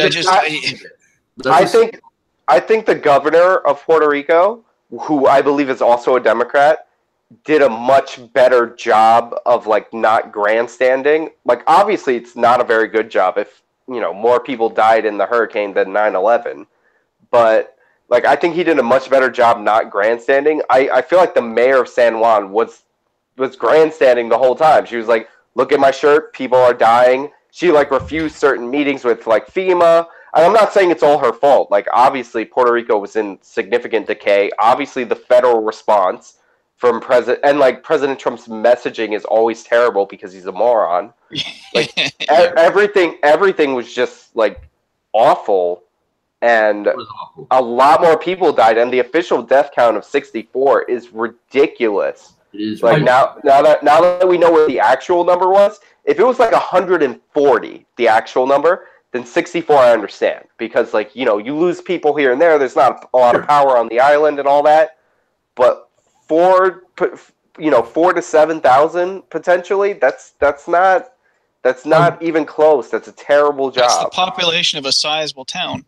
Yeah, I mean, just to speak of the actual study itself, because I listened to an interview with the guy who actually spoke to the head researcher at Harvard. So basically, the background: Harvard essentially they got a $50,000 grant from the university and took about 50 researchers across to the island and just sent them everywhere, knocking on doors. And I think they knocked on like 35,000 doors. And then from that, the data they gathered, they then extrapolated that out to the rest of the island. Their actual estimate that they had for the death toll was they said it could be as low as 800, or it could be up to anywhere close to 10,000. And so they said their conservative estimate was probably going to be around 4,600. And then there were issues, you know, with their study, and I think it is the governor of Puerto Rico. They commissioned a while ago, I think it was Washington State University. They've paid them $200,000 to conduct their own research. They'll have the Harvard study didn't have any access to government, you know, records or documents. The government didn't even really know that study was taking place. The Washington State study, they've got full government cooperation, and they're not just looking at the death toll, but they're also looking at kind of what can be done to improve things going forward. So they're doing a slightly more substantive study. Right. But I mean, the issue with the kind of why it's not being covered that much. I mean, I was just thinking that if Pearl Harbor had never happened in Hawaii, I feel like Hawaii would almost be treated very similarly to the way Puerto Rico is now. If Puerto Rico had been attacked during World War II, if these 4,600 people had been attacked during a military invasion, of course it would get coverage. But the fact it's natural disaster, it's flooding, which isn't the kind of these people have kind of died a while ago now, so it's not kind of, they don't see it as new death. It's not kind of new blood that's been spilt. And when was Hawaii granted statehood? It was after World War II. Okay, so maybe Steven's right then in that case. I was going to say, I thought if Hawaii had been a state at the time, I think it still would have been different. But Right. I do get what you're saying there, Steven. And I because I was thinking it earlier too. That same thought that it's. I mean to put it. I mean, this is kind of slightly going off, but there's recently been a bit of controversy around in Scotland and the weather reporting in Scotland, because we have the Shetland Islands, which are about 112 miles, northeast of where like the mainland body of Scotland is. So whenever they put it on weather maps, or on most maps that you see online, it's put in a little kind of box, like it's subdivided off to the right hand side so they can fit everything in, and that kind of, it makes it feel like the Shetland Islands are much closer to the UK than it actually is. And so the Scottish MP has now brought in legislation that would enforce map makers and weather people to have a to-scale map where the Shetland Islands would be all the way off in the corner, and which would put everything out of sync and stuff, unless they justify it with a good reason. And I feel like and the Shetland Islanders, they feel like people don't care about them that much, because they're just seen as kind of, they're off out there somewhere. They're not really, whilst they're part of Scotland, but not really, because they're all the way over there. It's that sort of kind of Right. kind of viewpoint that I think many Americans may take with Puerto Rico. It's somewhere over there. It's not part of mainland America. I mean, Puerto Rico is closer by far than Hawaii. Hawaii, Like, I know. That's what's so funny. It's very weird. Yeah, But and Alaska too. Yeah. what I will say, like, even though it's might undercut what I was saying earlier, is that I do remember looking through some of the research, and there are some like flaws in it, so the number might not be that outrageous. It's still outrageous that the official count is 64, but one of the things that they were also doing is they were like estimating based on how many households were abandoned, like rural households were abandoned. I know for a fact that a lot of like my family and other families flew to like Florida to like wait out, until power got turned back on. So like the fact that, those places are abandoned could be they're temporarily abandoned and those people are fine. So like, whilst I don't want to kind of defend the Puerto Rican government in this way, the reason why the death count is still so low is that they've said that they've pretty much stopped trying to count it, and they're going to wait for this Washington State University study to take its course, and then they'll update it, because they just feel like there's no point changing it as it. So that's why it's still so low, despite the apparent overwhelming evidence in the other direction. I mean, it's still insane, and like part of it is that Puerto Rico is hamstrung by ridiculous rules that should not be. Like, if you're going to be a territory, like part of it should be you have more freedom to make your own rules. So like you have the Jones Act, which requires goods to stop at an American port before being routed into Puerto Rico. There's no reason to do that. It just raises the cost of goods for Puerto Ricans. You have that rule where they can't discharge their debt like a normal territory or country, so they're in the crazy amount of debt, and they have no way of getting out of it. Like, so Puerto Rico was set up to fail. So like my problem is I mean, they should be a state, to be honest with you. I mean, if they're not going to get any of the benefits of being a territory, then why? What's the point? I say, Viva Independence! Or if you want, and the other thing is that after this storm, I mean, since they have so much debt, a lot of that was exploitive. And what we have now are corporations that are going to go in and exploit it. And we saw that from the administration, actually. Part of you guys remember seeing the story about that company that was hired out of the hometown of was that, I forget, an administration official that was. It had like two people that worked there or something. 2 people that were going to fix the entire grid. I mean, they were gonna get contractors, but it was like a sweetheart deal kind of thing. Yeah, and they were exorbitantly paid too for what they were contracted to do, and so that's just one example of the exploitation. And they don't get any sort of protections against that. I mean, that kind of crap happens in every storm. Like, all disaster relief is full of just garbage that's in there, and it shouldn't and be. It's horrible. I remember all these stories around Hurricane Sandy, and like there's still places that have not been rebuilt from Hurricane Sandy. So like there are bad jobs all around for on storm relief. But like, yeah, Puerto Rico seemed like particularly egregious because you had all these rules that prevented people from like helping themselves. They shut down the airport. And people were basically being like extorted by the airline. They would be like, if you want to get on your flight, you have to pay like $4,000 on the spot, cash only.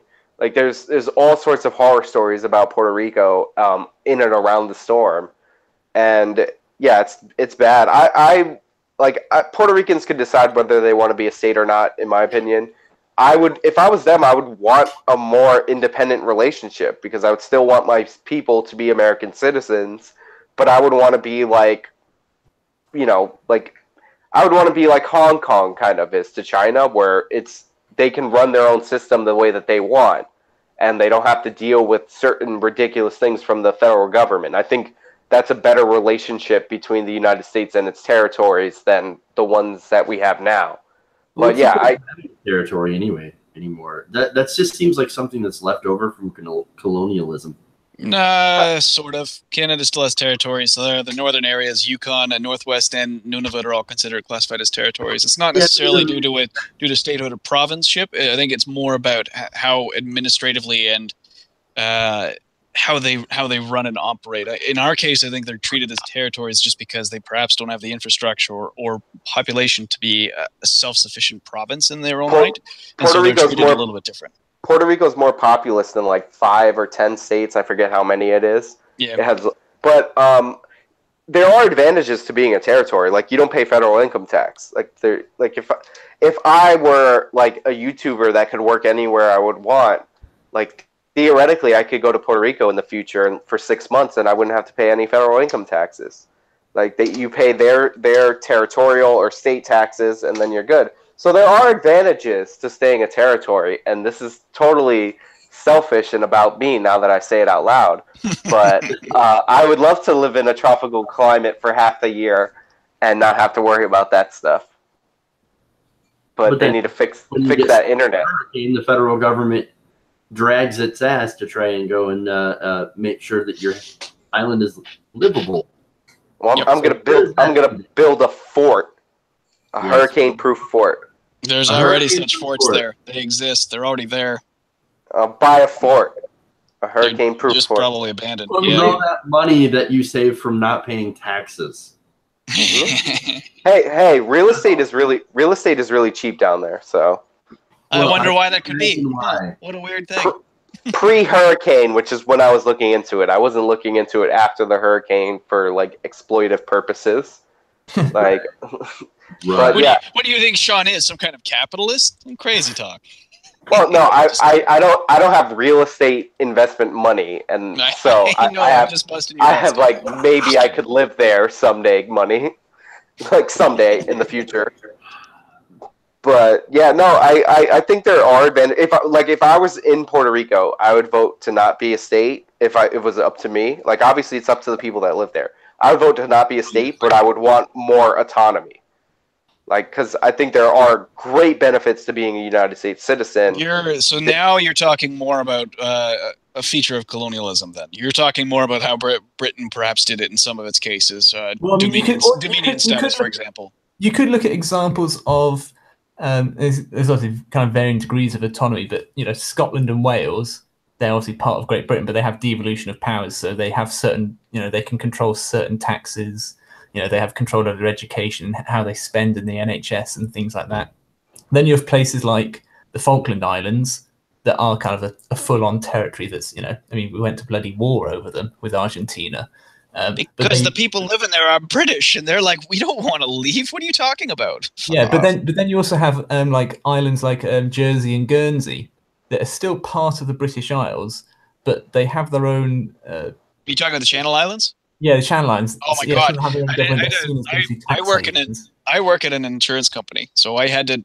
We do. I'm on the phones and I do update things like addresses and a variety of stuff for policies. So I had to do an address update on a policy, and my God, the people moved to the Channel Islands.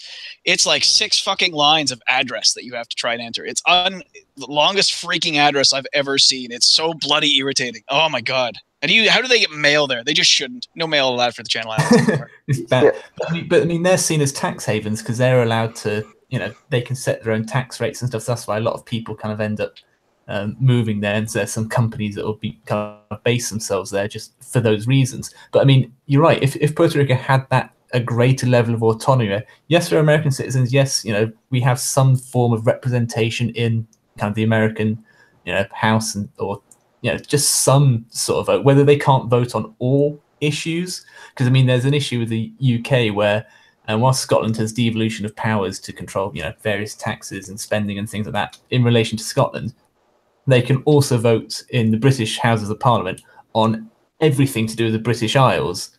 And some people see that as unfair because they can deal with something that just affect them, and yet they can also influence things that affect everyone else. So there's a multitude of ways that Puerto Rico's situation could be vastly improved. But there's simply not the willpower to.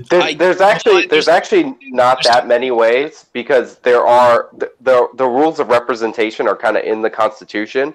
So like if Puerto Rico wants like legitimate representation, because they send like DC technically sends 2 fake senators to the Senate, and I'm sure Puerto Rico sends like fake senators as well.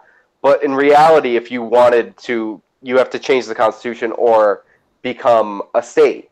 But I would just, if I was in Puerto Rico, I would want to be able to control my own island and not have Congress override certain things. One of the things that sucks about living there. That would be a Dominion status that you're thinking of. That is exactly what Canada was like about 1928 onwards. We had full control and full autonomy of our foreign policy and our domestic policy, but we still consider we're part of the British Commonwealth, and that I think is more what you're thinking of for Puerto Rico. And I don't even think Puerto Rico needs to control its own. I don't even think Puerto Rico needs to control its own foreign policy, because you're American citizens. Like the United States military should defend American citizens. Yes, how would Puerto Rico's foreign policy want to be different from American foreign policy? No, but that's what I'm saying. But that gets to something else, and it ties into what you're saying there, Sean. I feel like any changes in that sort of system would involve a recognition that America is in fact a bit of an empire in its own right. And I say a bit not in that the 900 plus military bases overseas and the foreign territories don't make it an empire, but even in the more official sense of as like Britain was, and making any changes in that, how that's administered, means recognizing that you're more than just a democratic republic in that sense. You are in fact a colonial imperial power, and you're right. And I don't think the American populace and public really want to go down that road, or really want to think about it that way. Not that it's a conscious thing either. I think this is all subconscious things. And by the way, the problems in the territories extend, past Puerto Rico. We have American Samoa. We have a bunch of territories that have Saipan. I was looking up Saipan recently, and because I was very interested in how many people live there, and they're reading the stories. There's all sorts of atrocious labor issues there, and with bringing over foreign workers and abusing the crap out of them. It's really bad over there, guys. Like your Pacific territories are very, very poorly managed. Well, a lot of shady companies put roots there and operate. It's pretty dirty. Congress also, for some reason, decided to apply the federal minimum wage laws to the territories recently, and the nature of the economies in some of these Pacific territories are not going to pay out the federal minimum wage. It's just not going to happen. So they destroyed a lot of the labor market over there. So there's a lot of problems with the way the territories are administered by Congress. I would want more autonomy. Because, look, this is going to sound selfish and childish, but I would want the benefits of being an American citizen. I would be willing to trade if I lived in, an island all the way in the Pacific. I know Hawaii's out there, but if I lived in an island all the way in the Pacific, I would be willing to trade, voting for a president for not having to be necessarily affected the same way by that president's decisions. Because now we're in a situation where it's, technically they don't have to pay federal income taxes, but it's like, you're dealing with rules without representation, and that is not a great thing at all. Well, then if you get the representation, then you're supposed to follow the rules, but they don't have the representation. Well, they do. Yeah. Well, they do. In some sense, they do have representation. They have delegates who pick the candidate. I mean, they were in the last election. There are delegates for those places. Guam has a delegate. Puerto Rico has its delegates in its elections. So there is representation in that sense. It's just not actually in the House. Yeah, but a lot of that is delegates in the primaries, because the primaries are run by the parties. So again, that's not real. That's not real representation. No, right? And I wasn't trying to suggest it is. It's like, but you got some sort of pseudo representation there, which is weird. So it's not real representation. Yes, it's representation. It's representation in the parties, which are technically private organizations. Yeah, which is really a weird system. Why would you even bother? No idea. Like, why even bother with the territories then? It doesn't make any sense to me to do that. I mean, because sometimes it's awesome to have an American destination for vacation. Visit Puerto Rico. I think people don't think about these things because, well, it's just been set up that way for so long. Why change? No, they don't. Exactly. And I think that's the issue here. Is that nobody acknowledging things, and changing it means acknowledging things about it that you maybe didn't think about and didn't want to acknowledge. But now we have to think about American Samoa, and again, that's another island surrounded by big water that we have to think about. We don't have time for that. Meanwhile, Steven's like, islands and big water, where is it? Let us at them. Holy crap. That's our cup of tea. That's what we do best. Yeah. And there's downsides too. Like when you like Puerto Rico is a bunch of Puerto Ricans. Like if they merge and become a state, like Puerto Ricans might lose some of their like heritage, and it's weird. It's weird when like a nation, like what is like historically and viewed by its own people as a nation state, becomes like another state in the union. Like Puerto Rico is not like Rhode Island. Like it has unique people that like have traditions and like a cultural heritage, and like you have to give up those cultural heritage and traditions. I mean, what happens when you're under the rule of the Department of Education, and the number one language in your state is Spanish, and the number one language in the 50 other states is English? Like, what I mean? Like the language in America. You become a bilingual nation. That's what you do. This is one of the fears that happened with the European Union, that people thought, everything's going to become homogenized. You're all going to have to speak, it's either going to be French or German, and all of that was going to happen. And it's like, no, like cultures aren't going to just completely disappear. They're just going to evolve. Right. And the fact that people think that if Puerto Rico became a fully fledged state, it would lose any sense of its identity. Of course, it wouldn't. I mean, I don't see how it. Louisiana and New Orleans especially has a very different identity than Rhode Island, and it is still a state, and it is still a very distinct city. I'm not saying like this is like Puerto Ricans can't assimilate. Like I'm pretty sure there's more Puerto Ricans in other parts of the country than in Puerto Rico. Like New York is famous for having Puerto Ricans. Literally, this person and his family, the most famous of them all. But my point is like Puerto Ricans in New York are Puerto Ricans in New York. Like Puerto Rico is like the homeland. I don't want the homeland to belong to the states. Like it's like my other half is Irish. I don't want I hate the fact that Ireland is under the oppressive rule of Stephen Buckley. It's not. That's just the North. Half of it. We only own the North. No, it's not even half. It's like a fifth. Whatever. My point is, it's like I hate it. I want to be able to go back to Ireland without touching Stephen's country. without that damn NHS, right? Hells yeah. Without the Britlandians. Actually, I'm just saying. Steven, I had a question for you about the kid. You know the one I'm talking about. kid in the hospital whose parents wanted to take him, and the Vatican was offering them help. Charlie. Like, what was the justification for them not letting the child leave? I get the justification, and by the state in that rule, they ruled his condition was incurable, and therefore they wanted to take him off life support. By that, as state was basically granted guardianship of him because he was a minor, whereas in other countries it's a little different. So I understand that point of it, but what I don't understand is the offer of other nations to provide the assistance and the refusal to discharge the child in that case. I think it was a case that I didn't really care that much about. I mean, I did kind of. I mean, I sided with the doctors and the parents on kind of different issues in regards to it. I think it came down to that it was a doctor's medical kind of recommendation or advice that trying to transfer him by plane to any other nation at that stage would have put him through kind of more trauma rather than just letting him go. They basically were saying he's not going to survive, sort of thing, that much longer, and transporting him all that way, going through all that trauma and hassle and all of that, it's just going to be a waste of time, and it's going to be kind of traumatic for the kid. So just let him sort of die. Two comments to that though.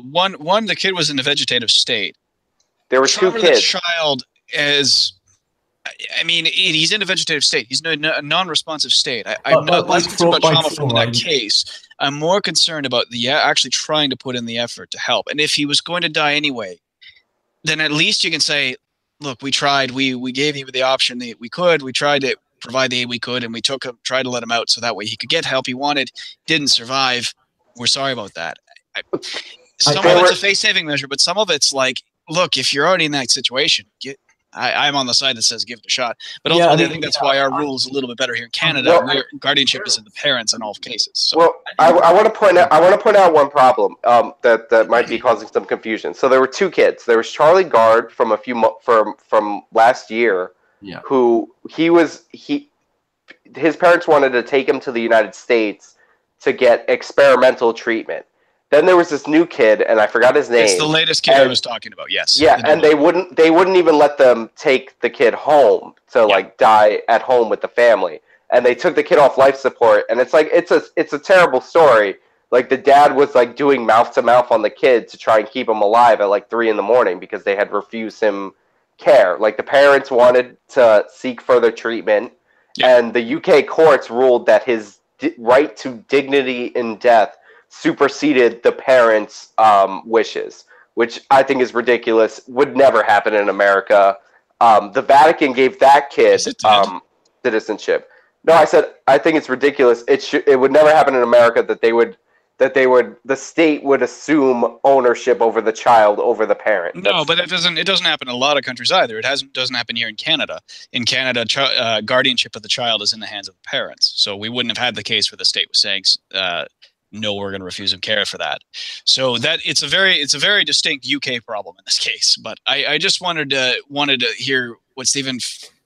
The justification for not letting him leave the country. I think part of it, like maybe kind of too much deference in this case, certainly towards the end of the case. Really in both cases, it was given to the medical professionals, and that at the end of the day, it came down as their judgment call because they were the experts in regards to this situation as to what should happen, and then kind of the law just sided with was kind of shown into. I think there's a degree the law has to balance the medical expert opinions and also the wishes of the parents in the case of that minor. If this had been a legal adult, I think it would have been a very different situation. And I think in that case, if the court had said no, we're siding with the professionals. Okay, the legal adult does not have any other guardianship, and that's therefore in the hands of the state. Fine. I think that would have been a better decision in that case.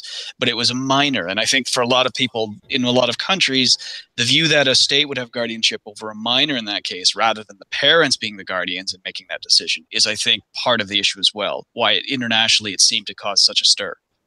Yeah, I mean, I think part of it as well is that, I mean, kind of my main thought on it was that you just think, if there is, that 0.01% chance that any sort of experimental treatment, would happen and could, prolong his life by a month, 10 months, 10 years, whatever, then just let him do it, sort of thing. Like it's not good. If unless it seems if like the parents- it seemed like a lot of hassle for something that they should have just been like, all right, very slim chance, but go ahead.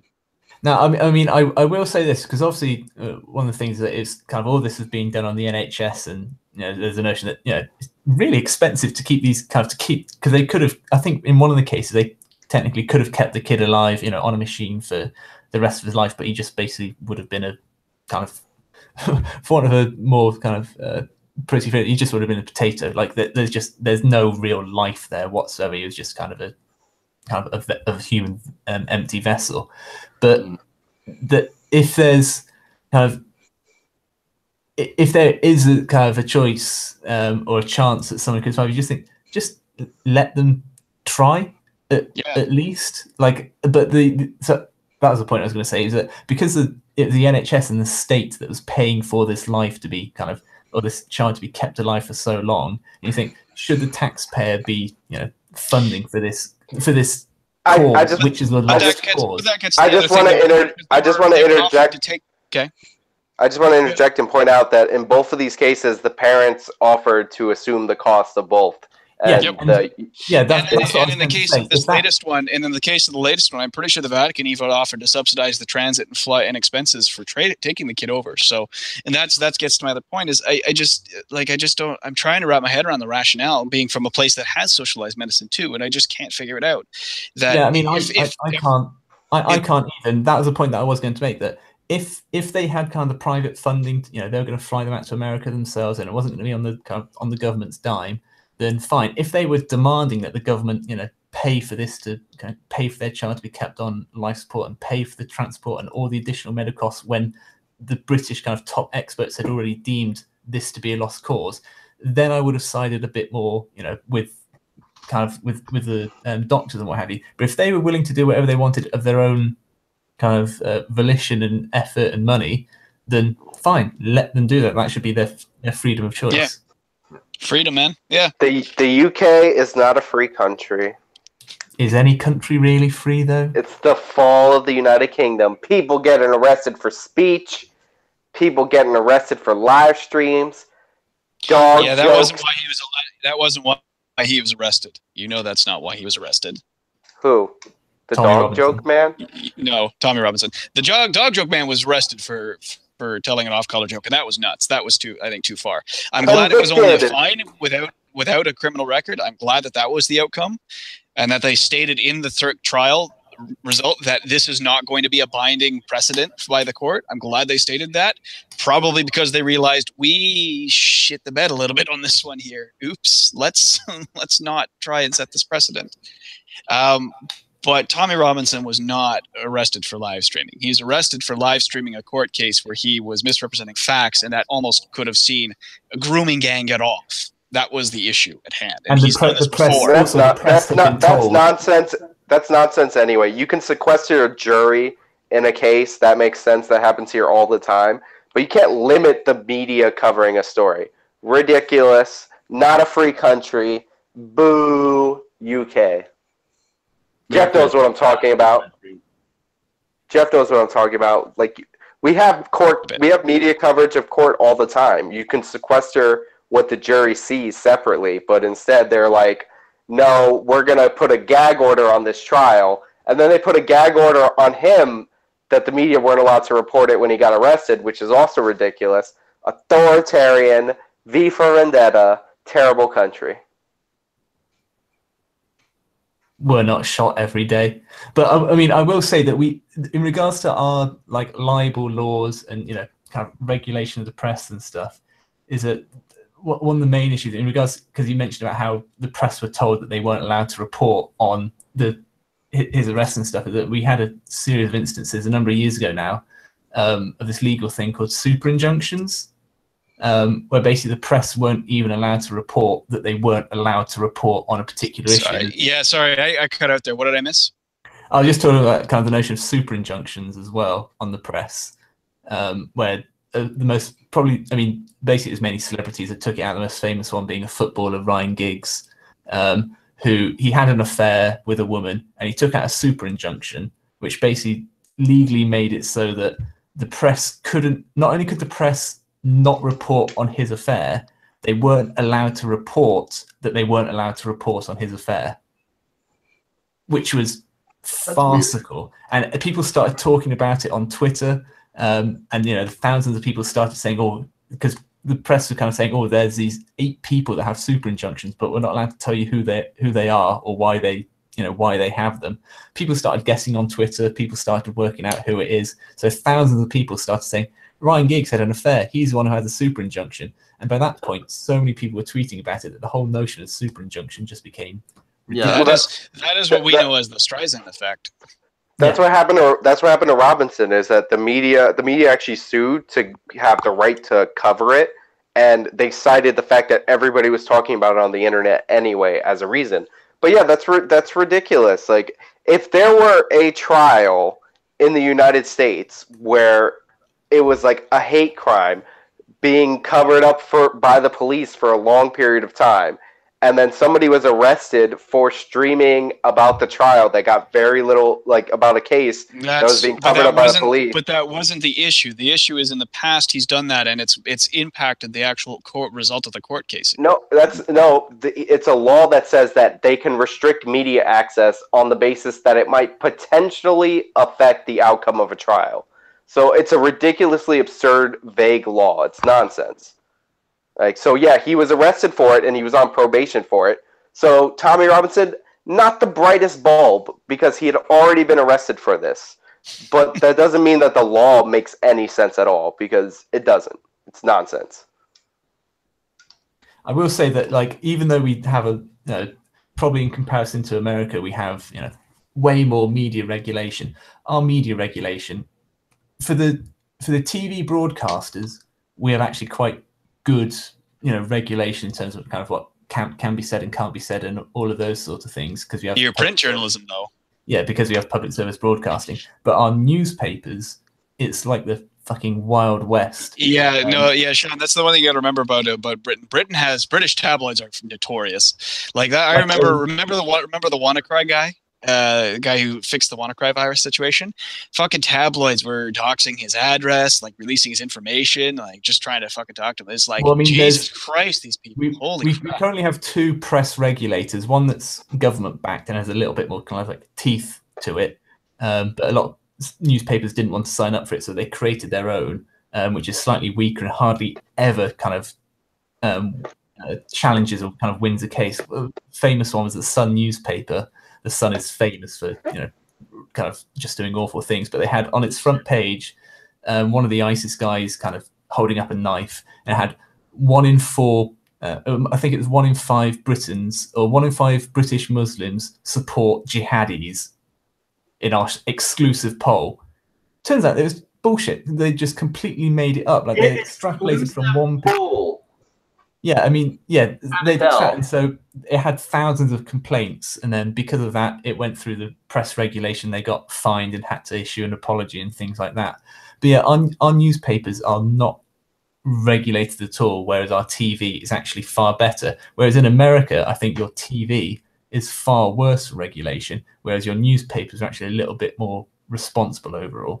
Well, we have the FCC, which is like their reasoning for controlling the media, or for controlling network broadcasting, is absurd.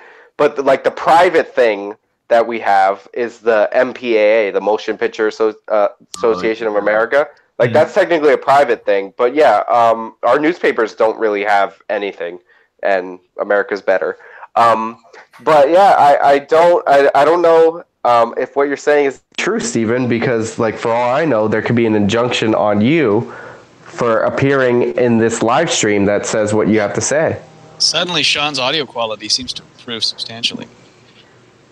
Yeah, what happened? You can't hear me? No, you got better. Oh, I got a phone call in the middle of that. You got really loud all of a sudden and clear. It was very interesting. I got a phone call in the middle of that, so maybe that's what happens when I get a phone call and I'm on Hangouts. It switched to phone quality and call quality instead of stream quality or something. But media and stuff, things. Yeah, forget the UK. Down with that system. Now all that needs to happen is the member states need to exit from the Brexit. What, have Scotland and Wales and Ireland all split off?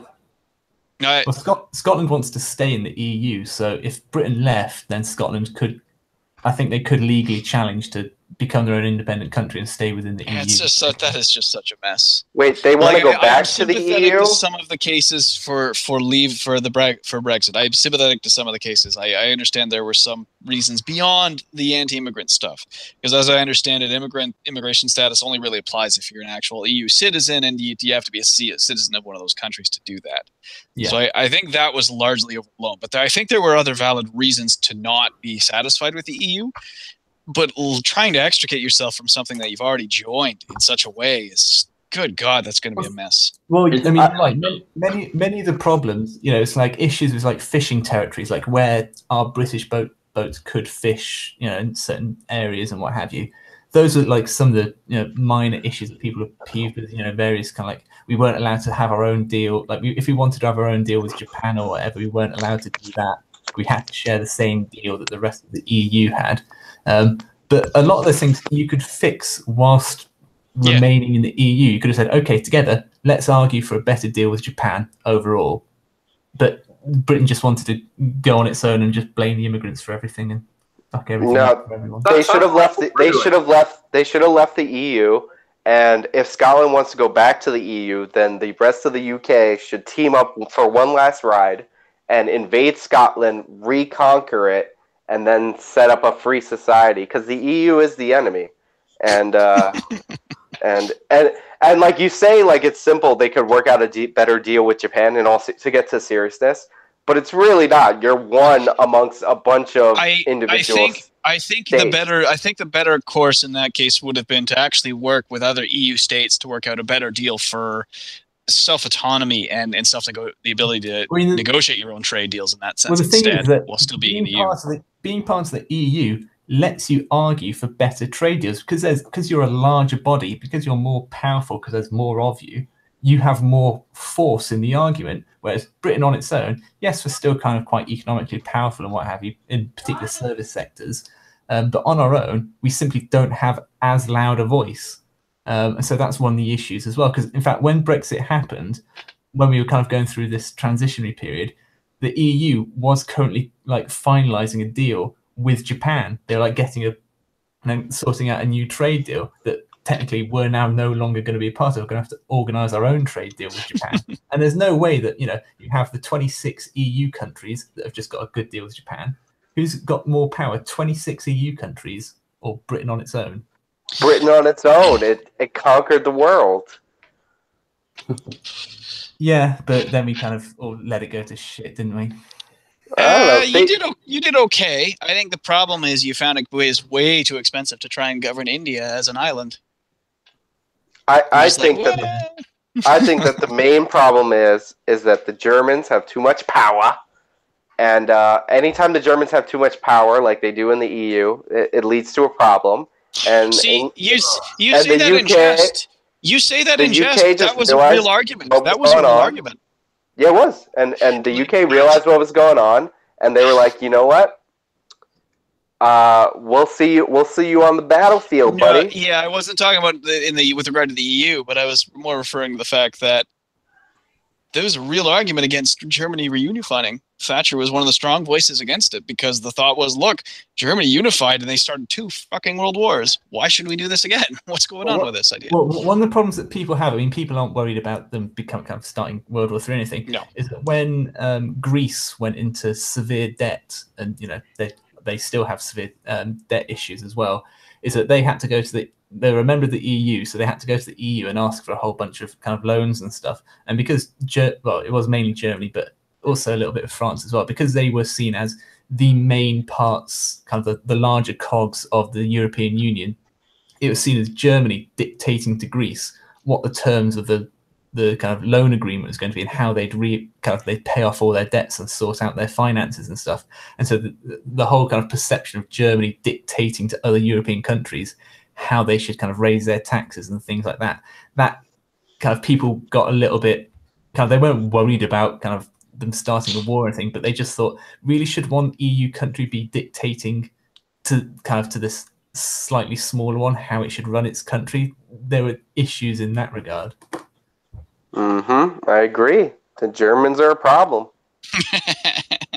Well, good thing for you, Sean. We're now in the midst of a trade war with Germany. Oh no. And us, you pretty much dicks. everyone Us as well, you else. assholes. What the hell? Fucking assholes. No. Trade wars are dumb. The president is a moron. Like, all joking aside, even though I could make a long case for why I think the UK should leave the EU, pointlessly putting up tariffs because you think that trade is a winner and loser game instead of a mutual win game is not a good thing at all. And especially with us, like you're doing it with Canada too. Like, I know. you put a tariff on, what was it, steel and lead imports? Like, what the shit? Like, why? Why would you Canada, do that? Mexico? Do you think we're undercutting your American and local steel and lead industries? Like, we're not. We're not paying your workers less. You're not getting a better deal by importing from us. What the shit? 87% of American steel comes from American steel manufacturers. Yeah, like, it's just why would you do that? This is pointless. It's pointless. It is pointless. It's Our weird. president's a fucking toddler. Well, he believes dumb things about trade. Yes, he does. Clearly. Oh, what do you got? I'm the best negotiator ever. No, I'm going to get the best deals. I'm going to get the best trade deals. They're going to be fantastic. We're all going to be winning. Canada and Mexico, you do the trade deals with us. You're going to win too. It's going to be fantastic. Well, apparently we're not anymore because you just did this. Yeah, he's a dumbass. We're literally being ruled by children. He has a similar trade policy. He has similar thoughts on trade as your guys' favorite candidate. Oh, you mean like anti-TPP and making sure corporate courts do arbitration agreements? There's problems with the TPP, but there's huge problems with the TPP. Yeah, I know, I agree with that. But what I was saying is the NAFTA and got 100 American workers, Bernie. Bernie's take wasn't to put tariffs on Canada and Germany, though. Yeah. Not for things like steel. It maybe on countries that are undercutting your industry, maybe, but we're not doing that. That's the thing. That's what's crazy about this. There's no conceivable benefit to you in doing this. Yeah, it's to figure out like how to do trade that benefits working people in both America and the countries that we're trading with. You know what benefits me? Not paying a lot of money not overpaying for products. Just so I could say, I'm buying American, or American products are the best. Tremendous. Like, no, I'm not interested in that. I'm very interested in free trade. TPP, secret, like corporate courts, nonsense. Agree with you there. But, yeah, this whole tariffs thing, I'm a free trade. There's a way we can do trade that benefits everybody. It's called free trade. No, it's not. Not when you have unfettered free trade. No, unfettered free trade is awesome. No, that's what allows jobs to get shipped to low-wage countries for exploitation. Okay. You have to have some sort of way to do trade that doesn't lead to exploitation of workers in lower income countries. Jobs being shipped to low-wage countries helps people in low-wage countries because they actually have they're also it does. There. It also, as long as you're not in a situation where as long as you're not in a situation where there's where they can't leave the factories and they volunteer to go there, I'm bouncing off of somebody. Sean, yeah. I'm hearing echo. Steven again, I think. Yeah, as long as it's voluntary, then yeah, that does help those countries. And inexpensive products do help Americans, especially the poorest Americans. But they undercut American businesses. No, it's a Sean, the issue isn't that the labor moving to other countries for labor is the problem for me. The issue is that the goods and services provided by those jobs aren't actually staying in that local country; they're going elsewhere. Wouldn't be a problem, except it doesn't actually incentivize the growth and upward mobility in the countries where it's taking place. It puts them in a perpetual state of providing those services and being indentured in that product.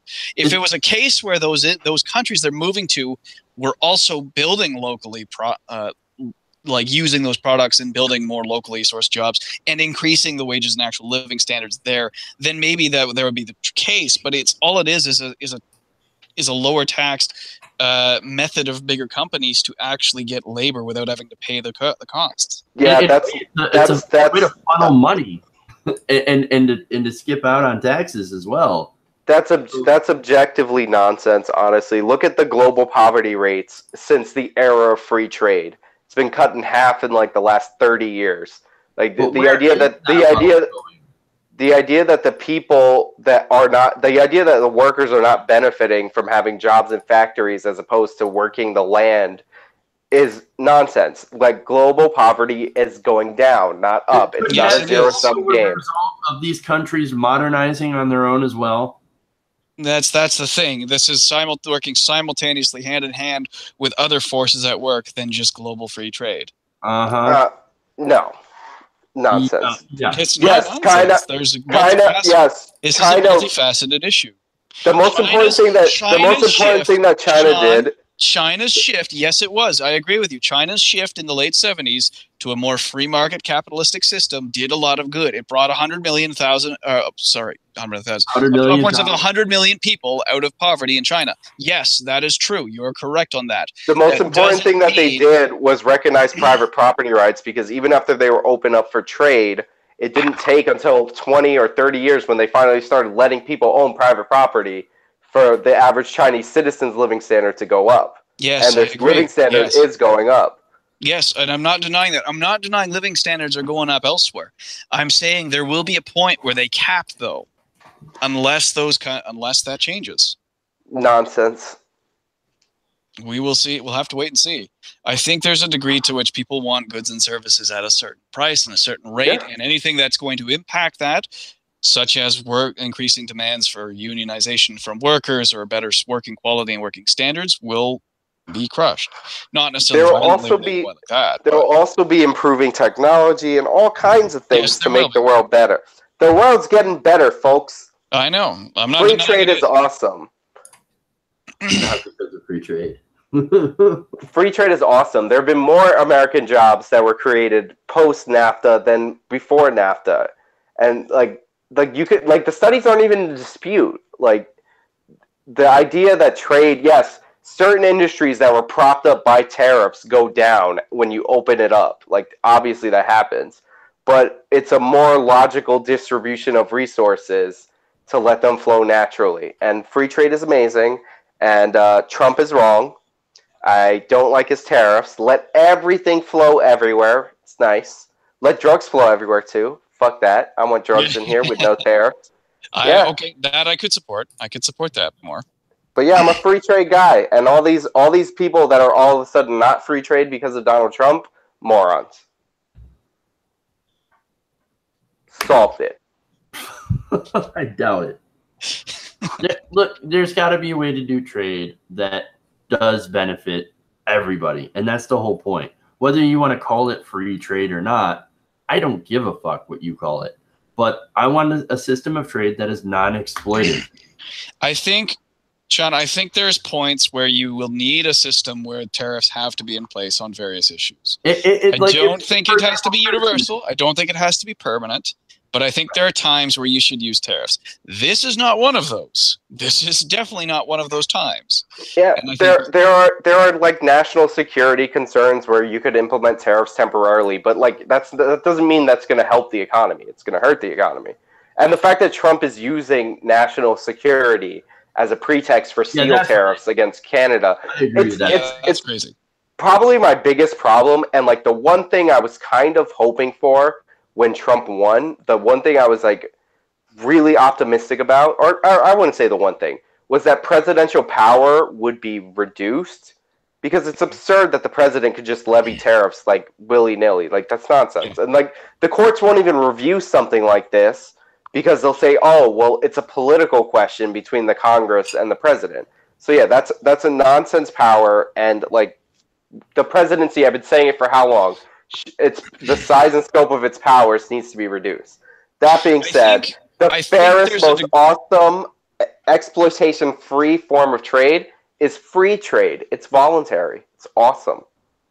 I think one example I could think of where you would maybe want to levy tariffs is, for example, on oil imports and energy independence and things like that.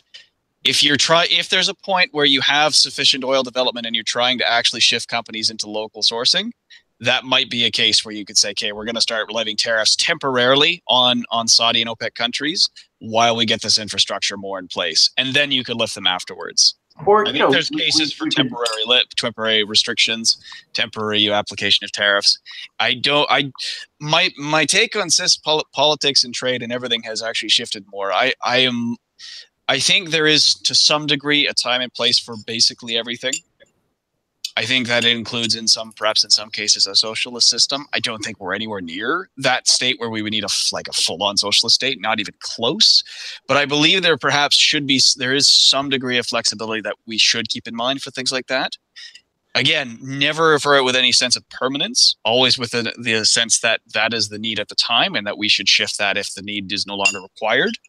But I think that is the healthiest way to move forward in any country and political system, is to be able to have a system that is flexible to meet the needs of the time and to be able to remove those restrictions or impose restrictions if that is required. Yeah, a tariff on foreign oil companies is a tax on the American people to help out domestic oil companies. Not on board with that. It is right now, yes. It is right now, so let's just nationalize all the oil companies and then eliminate them and go to complete 100% green renewable energy. That'd be great. Never. You Venezuelan. I personally want nuclear power. I do want nuclear power. I think we still got a long ways to go on it and disposing waste and making it more efficient. But I think it is by far perhaps the best option. Is just sheer raw energy output and power. Bill If Gates we can get it to a state where we can make it clean and safer. I think it's 100% the best course for now. Bill Gates is building a nuclear plant right now that he wanted to build in the United States. He has a company called Terra Nova. I don't know. Maybe that was that show on Fox with the dinosaurs. Yeah, that was the British show, Stephen. Be proud of that one. You're right. He's building it. He's building it in China right now. It's a nuclear power plant that actually runs on spent nuclear fuel rods.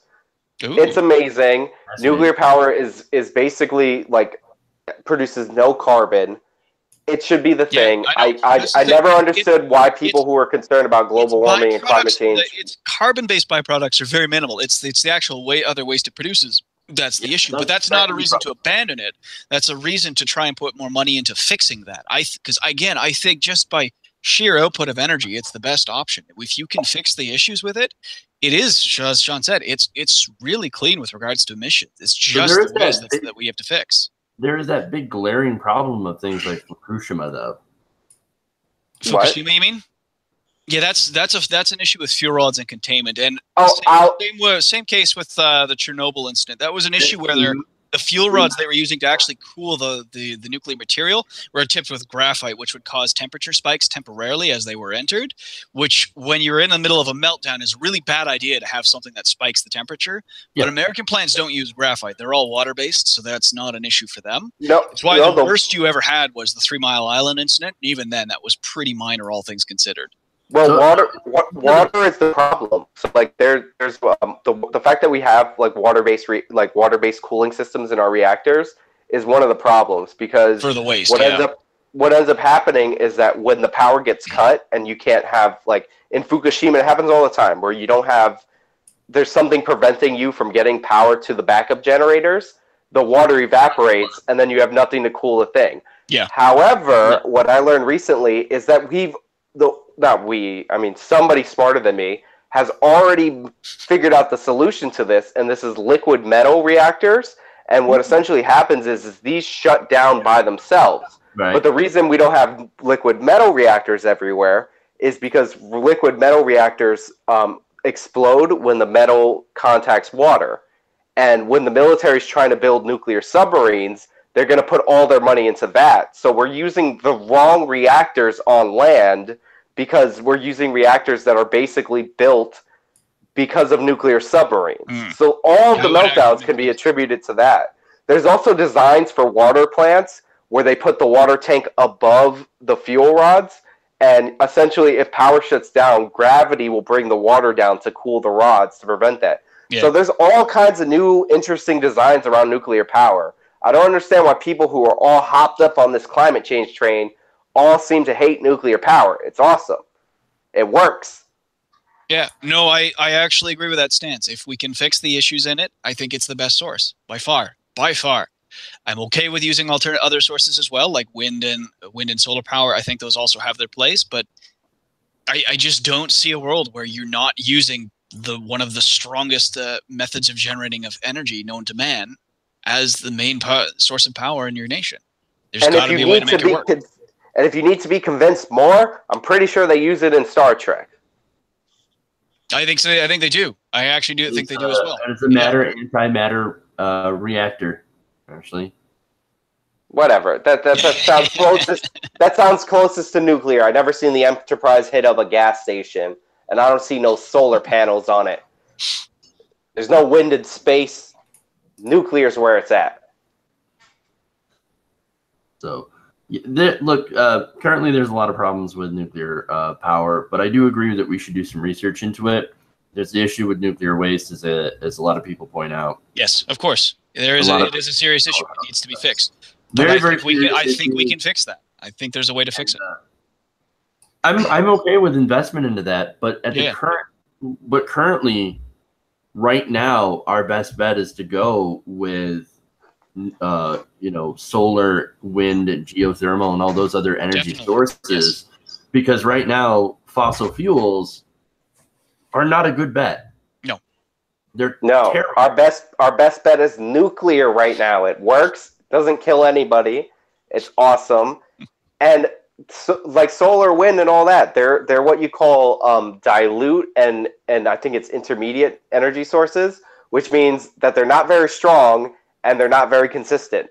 Nuclear is both of those things. We should be doing the nuclear, if you want to pronounce it that way, right now. Get over the propaganda and the anti-nuclear programming in your brain.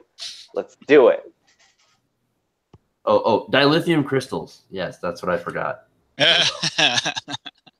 Thank you for pointing that out, chat room. Are they on board with the nuclear? I can't see the chat. Yeah, I'm not tuning the channel at the moment. So there's I think it's a little mixed. That's fine. Mixed is fine. There's nothing wrong with healthy debate. And I'm all in favor of other options, but I think nuclear. I just think it has the most potential once we can get it fixed. By far. Fusion. Chernobyl. There's. I researched Chernobyl. I've done a project. Chernobyl's in the Soviet Union. They can't do anything right. That's actually true in that case. The Chernobyl incident was partly brought on by an effort to basically trump up and propagandize the efficiency of the Soviet system. So they basically, when they were going to do this test to make sure the reactors worked properly, they brought the wrong crew in, or it was the late shift crew who wasn't really properly trained for it, and so then things kind of went wrong. Go to the YouTubes. Go to the YouTube. I was going to say, go to the YouTubes and watch a YouTuber called Thunderfoot. He's like a grandpa on this website. He works at a nuclear power plant. He'll explain all this stuff to you, and he will convert you to the gospel of nuclear energy. I like T-Foot. I haven't seen a lot of his videos on that, though. But yeah. Sorry, what? So for some reason, I have a desire to play Fallout now. Just saying. What do you think of the new game that they're working on? Have you heard much about it? I haven't heard too much about it. Yeah. I've just been seeing I saw the teaser, and I'm wondering what kind of game it's going to end up being. I'm super worried it's going to be some sort of all online thing now, and I don't like the idea. It is possible. That seems to be where it seems to be trending. Yeah. But I think this is a good place to leave it off, to head out of here. So thanks, everybody, for the conversation. It's been a fun nearly 3 hours. Oh wow! I didn't even realize it'd been that long. Yeah, it's been a good We've been stream. here for a while. All right, everybody should shamelessly follow my plugs and go to my YouTubes and subscribe and give me money. I think some will be going to your YouTubes to hate watch. Yeah, I mean I'll do that. Hate watchers are dedicated. Was Jordan here? Did I miss Jordan, or did he not show up? Jordan couldn't show up because he had plans later today after 6. So in order to get everybody else in here, we had to schedule Jordan for next week. Gotcha. So we will see him next week. So if you guys want to show up for that too, great. Cool. Definitely consider it if I'm available. Okay. Yeah. So thanks everybody for watching Saturday Chatterday. We're just bullshitting about some interesting topics actually. So I still think the Pokemon one was the best. I'm not sure the audience would agree, but I'm not sure they would either. I'm not even watching the chat. I'm sure they're like, what the fuck is this? Well, I'm much more hardcore news during the week, so they're like, wow, this is completely different. That's kind of the whole point. Did you remind them that we used to do this all the time, or like every was it Thursdays or something? We used to. Well, do this? There's one person who used to watch us. Who used to say, "Oh yeah, this was normal. This was a normal thing." I think we're a little more. Oh my god. I think we're a little more streamlined than before, though. Yeah, I think so too. We're a little bit more experienced. Of course, as I say that, I echo off of somebody. Just like old times. That's what was some sort of technical snafu usually happening. Either it's me or somebody else echoing off somebody else, or terrible sound quality or whatever. Fun times. It's old school. Old school TYT Nation. There we go. Yeah, or old school TYT community, I should say. Yeah, that's right. Yeah. That's what it was. All right, guys. Thanks so much. Let me know if you're up for next week. Will do. All right. Later. We're gonna get offline, guys. So thanks, all. See you guys later. Ciao.